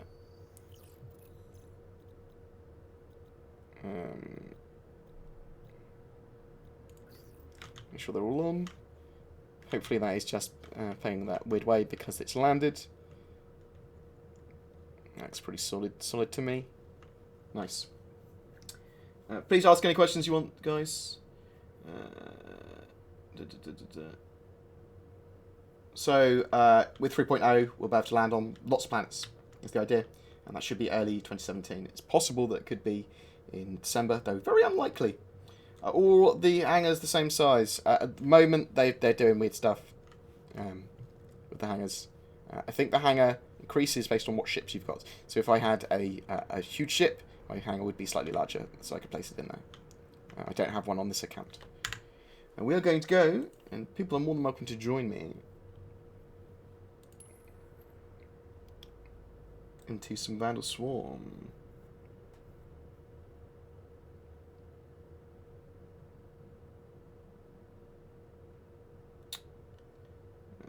Yeah, 2.6, December the 8th. That's the plan.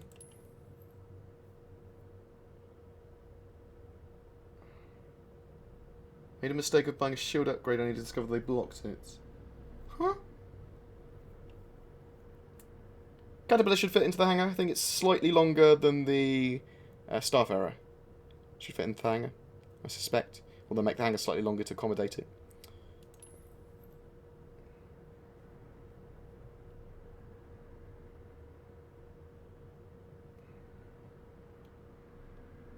I bought a Caterpillar 45 minutes before I won your Merchantman. No, I suspect the Caterpillar will be the most modular ship in the game, or one of the most modular in the game. The Merchantman, as it's an alien ship, is likely to be less modular, in my opinion. Significantly less modular, I would suspect. We are going to go into some Vanduul Swarm. Because I like Vanduul Swarm. If anyone wants to join me, you're more than welcome. Just launch at the same time. I'm going to launch in 30 seconds, so click now, because there's probably about a 30-second delay.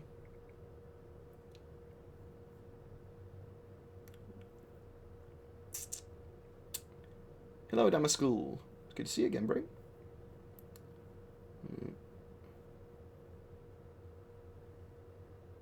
So people are using two like loadouts. Some people are using just the neutron guns effectively for single shot kills. Other people are the broadsword 11s. Ballistic build out is pretty powerful as well, especially for the saber. But that will be changing heavily for 2.6 anyway. Where can I find an up-to-date spreadsheet for ship weapons? Well, let me go to Thingamajig's work. What's its database?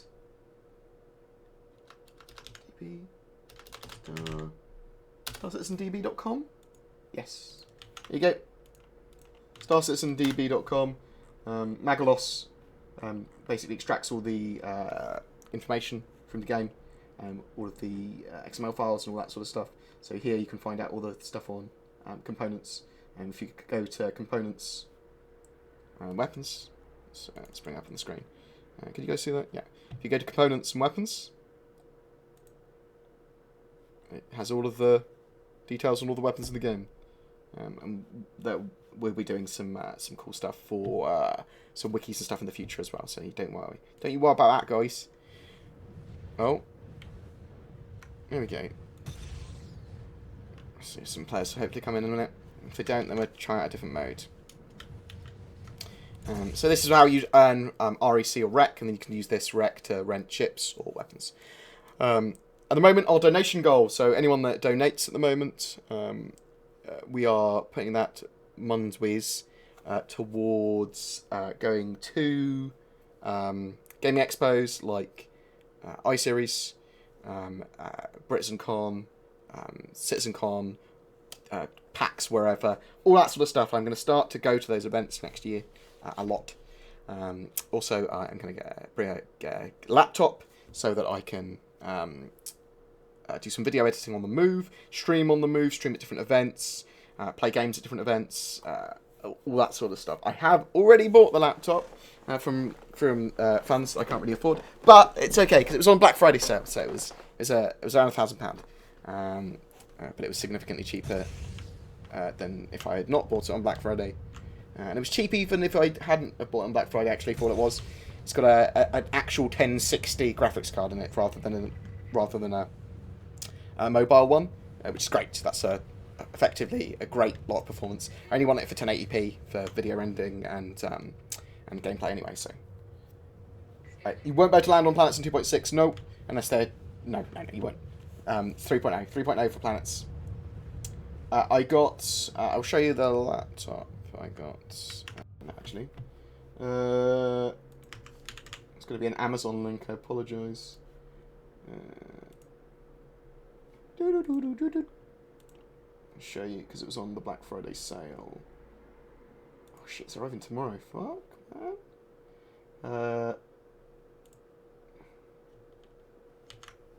Oh wow! Just my affiliate thing brings up a link for it. I got that one for Amazon. Everyone can see that. It was 300 quid cheaper when I bought it, which is nice. I'm glad I bought it yesterday.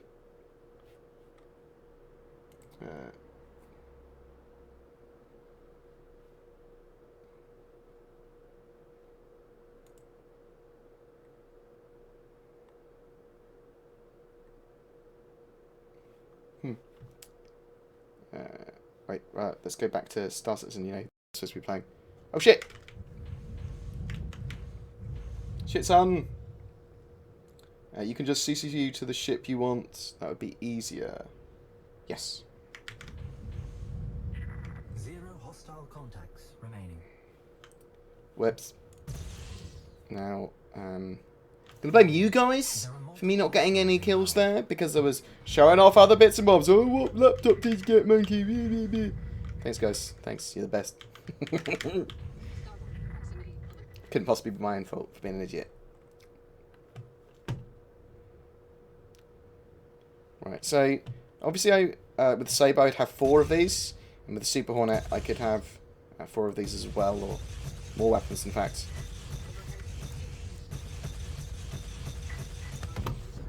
mean, it seems pretty effective. It'd be better if I had changed my sensitivity for my ship. But it seems pretty good. Oh, no, no, no, no, no.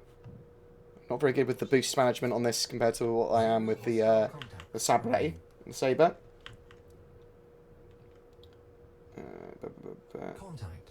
Spreadsheet still up me. You bought yourself a hull D. You're a monster. Jeez, man. I haven't got any missiles on this either. Hopefully, we should be able to snipe it from Mad Fleabag.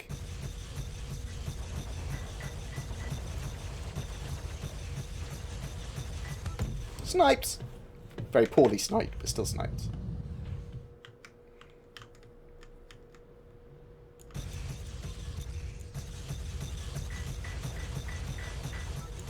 Woo!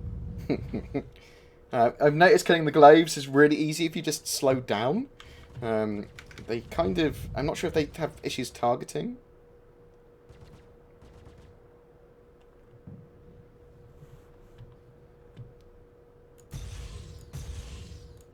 Obviously, we have so many people in this game. Now you can stick 3 weapons on your Hornet, and I can charge you another $20 for it. This is the Hornet Wild BoredGamer. It's like the Wildfire, but better. It's got less guns. So these are the variants are just different skins and different weapon loadouts. So just keep that in mind with those 4 new variants that CIG are selling. Although they are available in Warborn sales, which are discounted sales, and they are available with different skins, which are pretty cool. Depends what your sort of thing is. Personal preference, isn't it? I'm very much in the opinion you can get all of it in-game. I've hit you so many times! Just die! Thank you. I didn't realise I could just ask him. Thanks!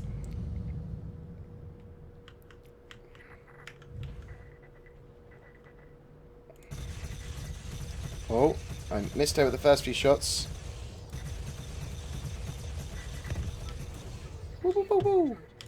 Oh! See, I can take those missiles because I'm in a Hornet. Boom!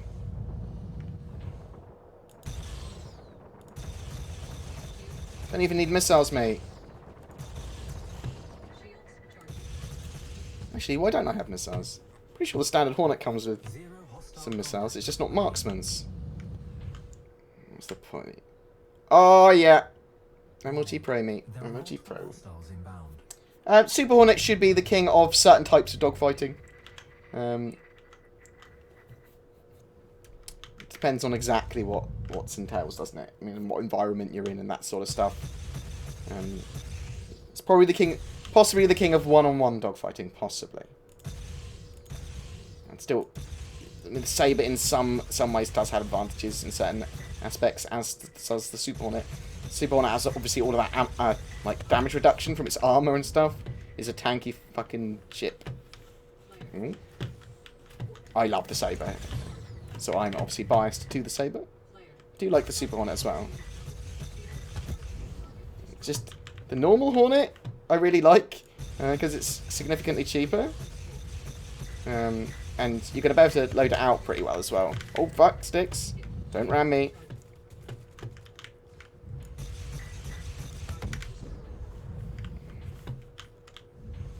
Oh, got an itchy nose. Really itchy nose. Oh. Bored, I love your voice. Thank you. And that's why you should watch all my videos. Thanks, Brain. Oh dear. 0 hostile contacts remaining. Whee! Pew pew! Probably shouldn't waste ammo. But we're not using very much ammo when we're fighting, which is good. Probably because those weapons are so strong. Do we have a grouping of them anywhere? No. Let's just go this way. What am I fighting? Let's fight the scavenger and then the priest. That gets a load of points.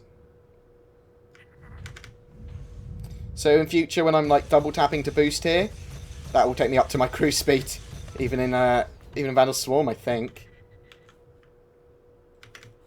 Oh, hello. There's a couple of ships here. No. You hit my dick. Hey.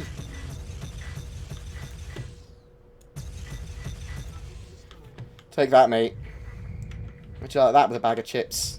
I don't even know what that means. Rick James. I'm Rick James, bitch. By which one, you rich motherfucker? By another one, you rich motherfucker. Fuck you, I haven't seen that in ages. Also, I have to be careful what I say when I'm recounting it.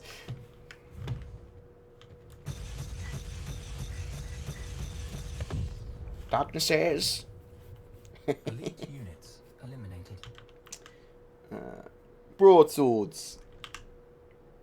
So wait, 2.6 ballistics will be reloaded by kills. So in 2.6, in Arena Commander specifically, not in the PU, missiles will be persistent. So if you launched your missiles and then die, you'll still have no missiles. But you can pick up little power-ups and upgrade, or little power-ups from ships, and those power-ups, all I know of, is confirmed with them, is missiles and I think ballistic as well.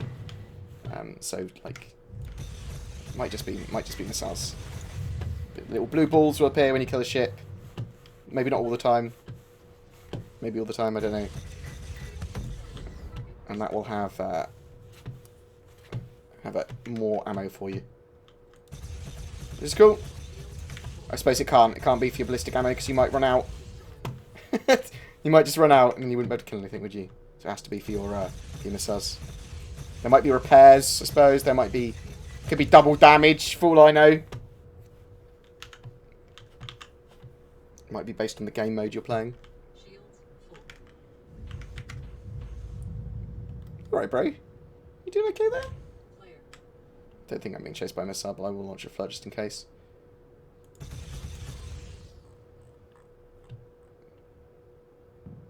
Good job. Good job. Good job, eh?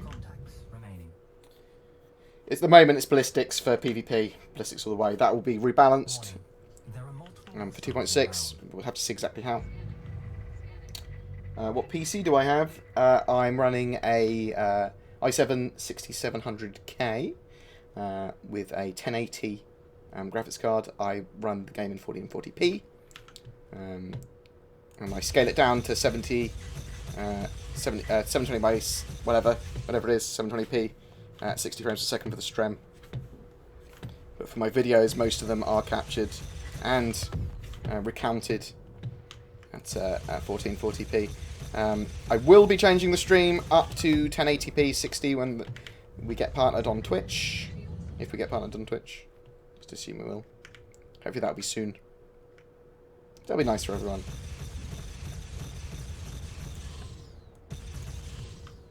Come here, you little bastard.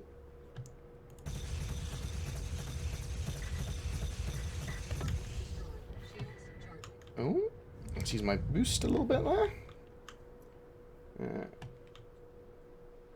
Some manned turrets are already slaved. Some turrets can't be slaved. I believe that eventually the intention is that all manned turrets can be slaved if necessary. Or we might have to put different fittings on them or something. But we'll have to wait and see, I suppose. Elite units en route. No, you cannot have my PC when I am dead.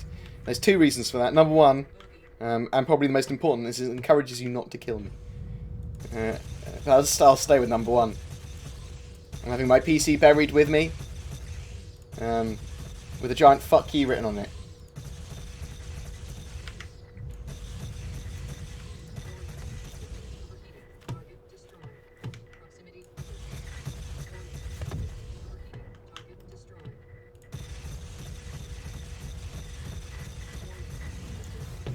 Oh. You little fucker. I don't want someone else to kill you, Bloodhound. It's alright. Oh. No! Survive, Bloodhound! There you go. You stopped still for a second! It was like, pew pew. I'll have that.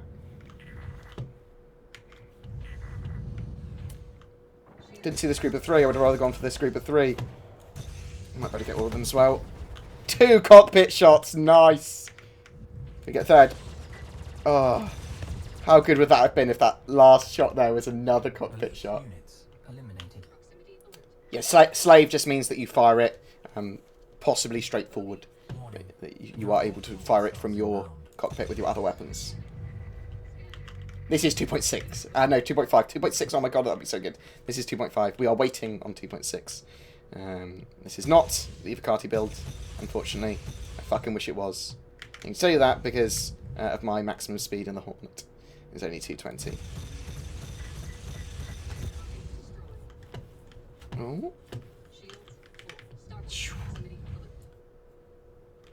I don't think it's out for testers. I haven't actually checked.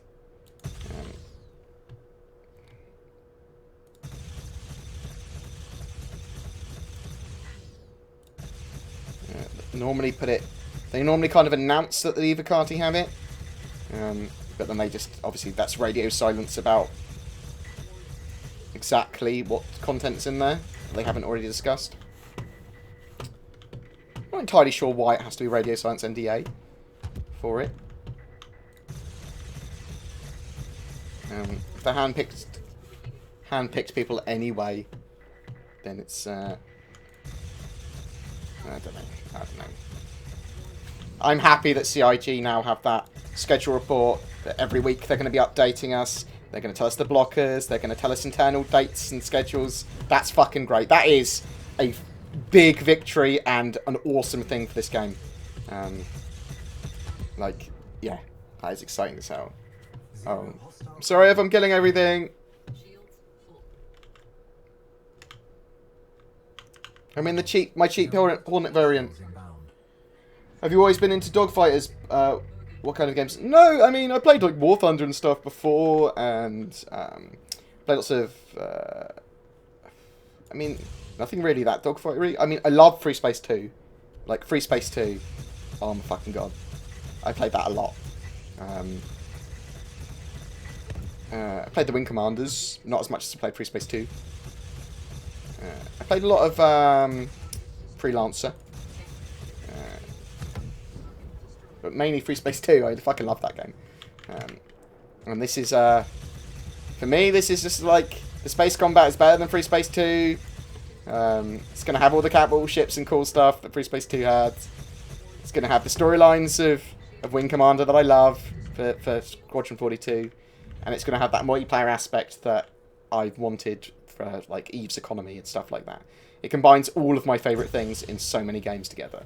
And that's why I'm excited for Star Citizen. And it's fucking beautiful. Yeah, it's one of the mock-ups of that holo table there at Anna School. So I like that one. Early development that is iterative. I mean, late development is also probably quite iterative for them as well.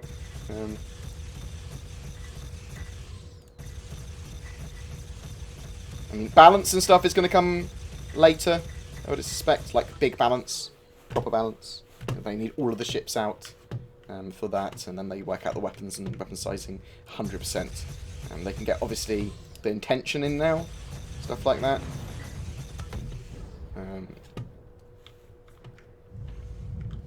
But yeah. I didn't really play... I played TIE Fighter, I didn't really enjoy it as much as I did that. I'm not a massive Star Wars fan. I will watch Star Wars. I will appreciate Star Wars. Really liked the new one. Episode 1 billion. Episode 7, isn't it? The new one. I think that was pretty cool. But it was more of a nod to the original Star Wars, isn't it? Kind of. The same kind of constructed storyline. With loss and stuff. It was good. It was good. I enjoyed it. Nothing wrong with story makeup that works. Well, there is stuff wrong with Gungans. Fucking hate those fucking Jawa bloody fucking Jar Jar bloody Binks, mate. Warning. There are multiple. Hello, chest confirmed.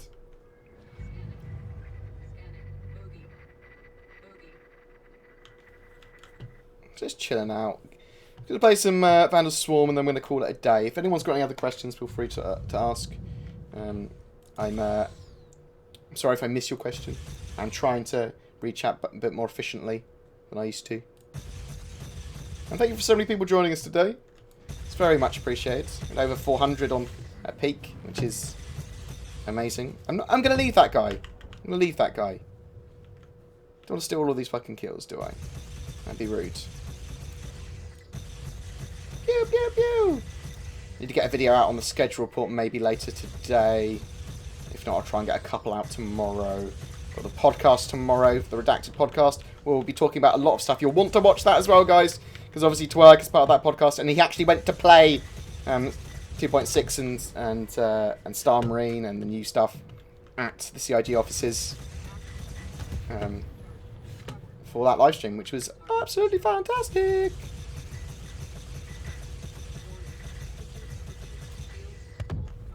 Boom.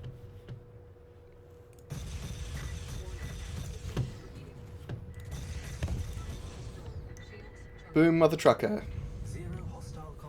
How'd you like that? Did you like that? Do you want some more? Warning. There are multiple hostiles inbound. Oh, I don't know if the Vanduul Swarm will allow docking of smaller ships. I'm not sure how ship docking will work, or even if it's going to work in the way that we thought. They're definitely going to be docking ship in ship. Not sure if the Vanduul Swarm will allow another ship inside it. We'll have to wait and see. It's in its second phase concept. It might have finished by now. Because they had to refactor the Vanduul merchantman. Because obviously their pipelines and everything had changed.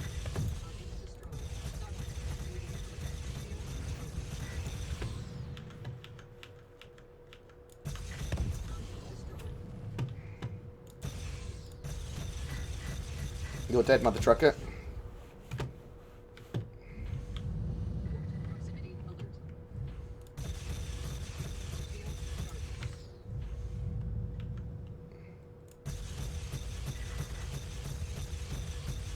See that? My weapons were hitting bits, either my own weapons, they were either shooting my own weapons, or they were hitting shrapnel from his ship.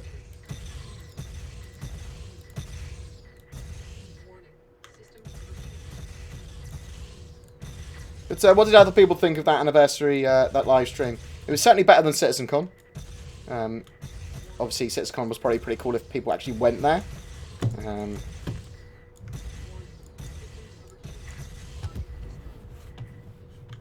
But the actual content was pretty cool. We've got the holiday live stream to look forward to in December as well now. Well, I suspect we will get to Oh, I'm so sorry. That was kind of my fault that we collided. Collided with my teammate. Sorry. My bad. I mean, I'm okay at Arena Commander. I've got a lot of hours in it. I'm pretty shit for the amount of time I've played.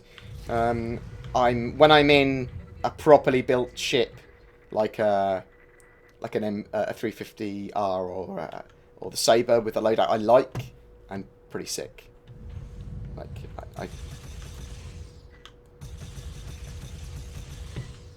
I'm missing all my shots now. So one of the things with Mania, literally, when I'm having a top end of Mania, I feel more confident and better at things. And I swear to God, I am better at playing computer games when I'm top end of being manic. Just feel more confident. Except I've missed. Now that I've started saying that, I've started missed all my shots. So thanks for that. Thanks for saying I'm good. You've really helped me out there. Pew, pew, pew.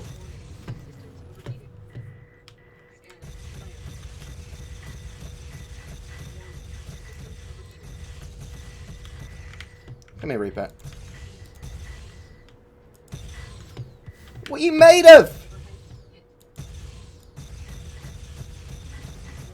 That other fucking Vanduul trying to stream snipe me. Lol, lol, lol. You're not made of the same shit as your friend is. So don't you even start, mate. Yeah, take that. Light up the bum. Oh, I missed that beautiful kill shot that I missed it. Oh, I'm bad. Fucking hell.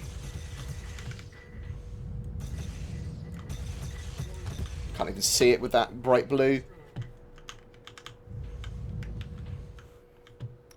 Eee. Oh, look at that score! I'm the best. The Saber is the more... It's another dogfighter by Aegis rather than Anvil, because I'm playing the Anvil Hornet, which is a dogfighter as well. The Hornets are supposed to be tanky, and the Super Hornet's supposed to be tanky with lots of guns on the front, going pew pew pew. The Saber, however, is supposed to be like technologically advanced, is the idea of it, and it's more agile, faster, but also more stealthy. So 2 different types of dogfighter. There's lots of different types of dogfighter, but those are your medium dogfighters.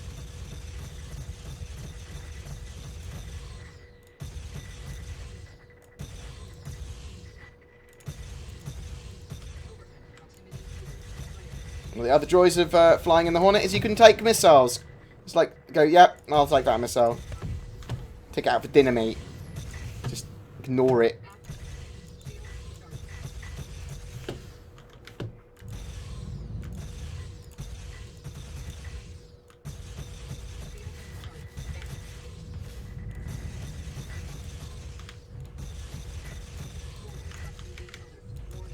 Oh, all my guns fell off. All my guns fell off. I got rammed. Get rammed again. Right, we are going to have to eject.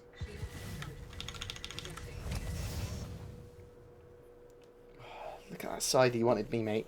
He wanted me. Am I looking forward to anything in today's sale? I can't remember what today's sale is. But I'm looking forward to the exotic manufacturers and the Aegis Dynamics one. And obviously the one on Saturday, which is everything. So don't worry if you missed out on anything, guys. You're like, oh god, how will I live?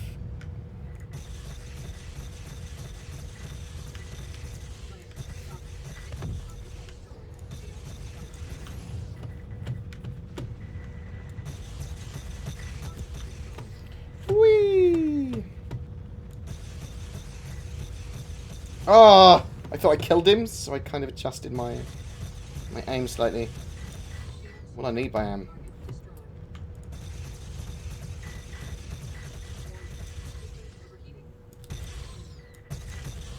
Woo!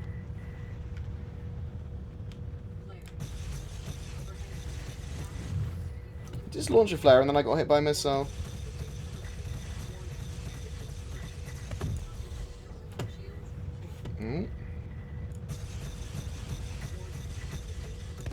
Sorry if I'm not paying attention to chat like I was a minute ago. It's Anvil today. Okay, I'll check out the Anvil one. There might be something cool. Warning. There are multiple hostiles inbound. Normal Saber is $170. Yeah. Can you please explain exactly what you use?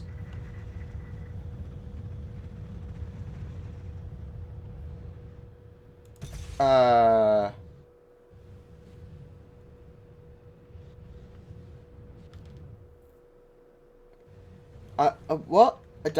Sorry, I don't understand. Brimstone 66666. What you mean? I don't understand the question. My brain cannot comprehend. So I'm using. This is lag, isn't it? I'm using a lag pips. So basically, I'm shooting, pointing my nose. I don't. Basically, the reticle here is drawing where I need to shoot. My brain couldn't compute how to explain lag pips. I just broke down. I just couldn't see properly. I couldn't work out what was going on. Oh god. I literally just couldn't work out what was going on. My brain seized up. Oh dear. Yeah, I was trying to talk about pips and I just couldn't work out how to explain them. Spectate CCTV, player action. Oh, right. Respawn pips, yeah. What? Oh, fucking hell. That was fucking... I just ran into an asteroid randomly. I just totally forgot what I was doing, how to operate. So this lag pit, this triangle, upside down triangle, it's showing where I need to shoot, basically. So I'm just hovering it over. Where it's telling me to shoot. It's as simple as that, mate.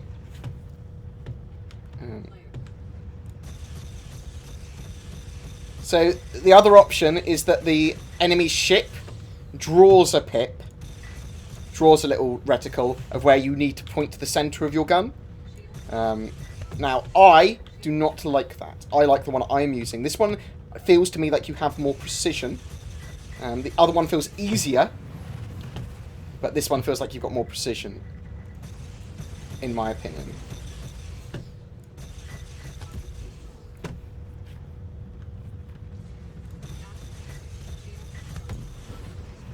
Look at that. So I know whether I know what system it's going to hit, basically. Whereas the other one, if the ship draws the pip, I have to kind of work out where on the pip to shoot. Whereas this one, I can kind of work out on the, like, the Vanduul shoot. I can shoot them in the cockpit like that. Bam. Nice and simple. 0 hostile contacts remaining. Thank you. Some people are explaining pips a lot better than I could. I have to write it down. I got confused about what pips were. I forgot whether I'm using lead or lag. I think these are lag pips, aren't they? And the other ones I was describing were lead pips. Is that right? Have I got the other wrong way fucking round? I can't fucking remember. I've forgotten everything!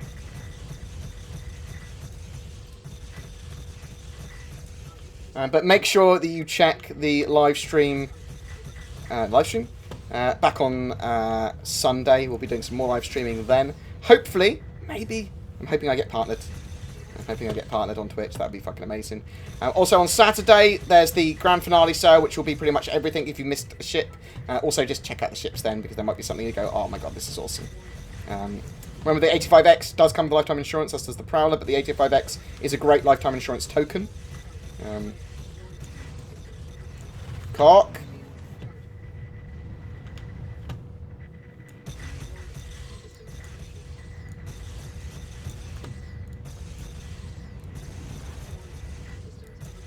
Voodoo needs to die. Oh, the glaives take so much damage and they're evasive.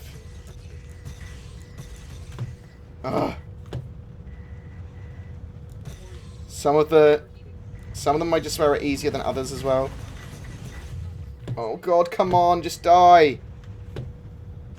I'm probably going to get rammed in a second. Oh, thank fuck. Okay.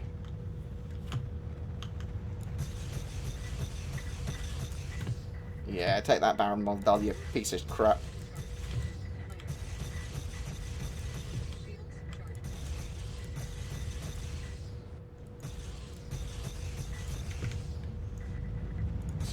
Let's use our boost hit. Or afterburner. Oh, hit a bit of his shrapnel. Let's move before the others try and ram me. Let's launch a flare. Oh, just glide past them.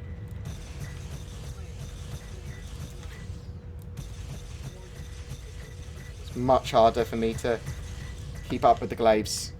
They're agile, the AI is more intelligent. They're so much more durable.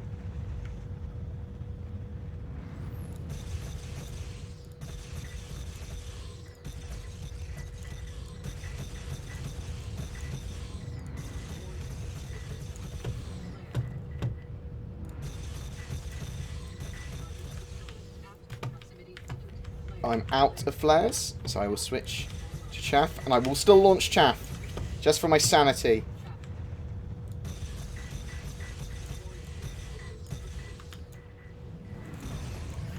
Okay, all of my weapons are overheated because I'm IR noob. Oh! Nice. Oh, come on.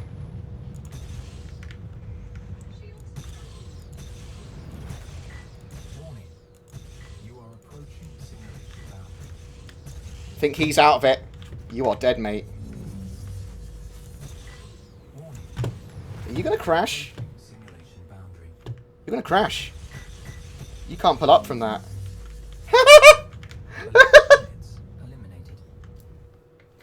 That'll fucking do. That'll fucking do. I'm liking that. Oh. I'm upset that I died at all, but at least we actually completed it. And just with a standard F7C Hornet. Obviously with the 3 broadswords on it. Series 11 broadswords.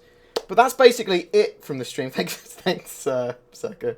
Guys, check out the Astropub. He does the Captain's Table every Saturday. It's a great podcast. Oh, Captain Flint! How you doing, bro? I'm going to try and jump into your streams more often, dude. I've changed my sleeping schedule somewhat. So we'll try and appear more often. How you doing, bro? Yeah, check out Captain Flint. Feel free to link your channels, guys, for the Twitches. Check out the Astropub, which is Zerka. But yeah, thanks very much for joining me, guys. That's very much appreciated.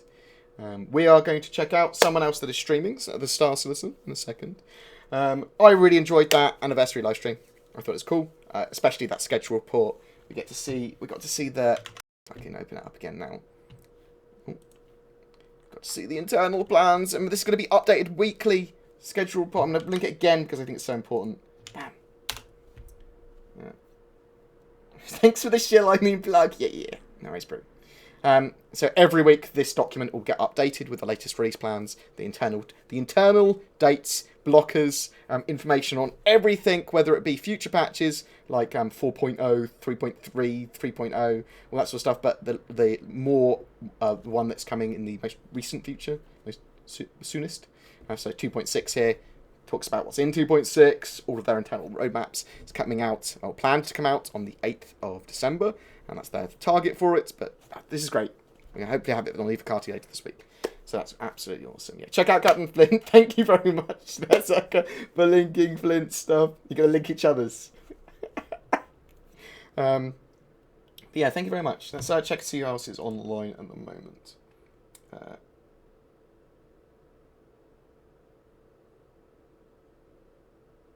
Did I ever used to work with you in the oil industry?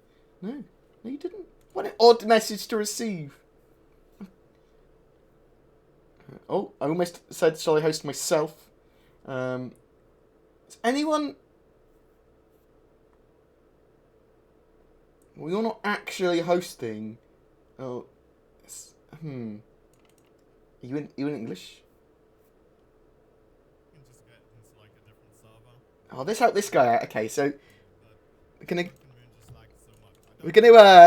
go host this guy. He may have just started. His streams look up, so we're gonna host him. Hopefully, he's gonna be a good Star Citizen streamer. So let's say hello, hey bro, How's it going? Was he?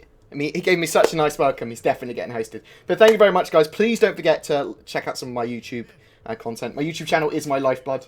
I will, it's all the links to stuff are below. But we will be doing some more streaming on, obviously, Wednesday for the podcast. But yeah, I love you guys. Thank you very much for joining me today. I've been feeling a lot better recently, so you guys are awesome. And I'll see you in the verse next time and all that jazz. Boo, boo, boo, finger guns. Fucking crappy goodbye, motherfucker.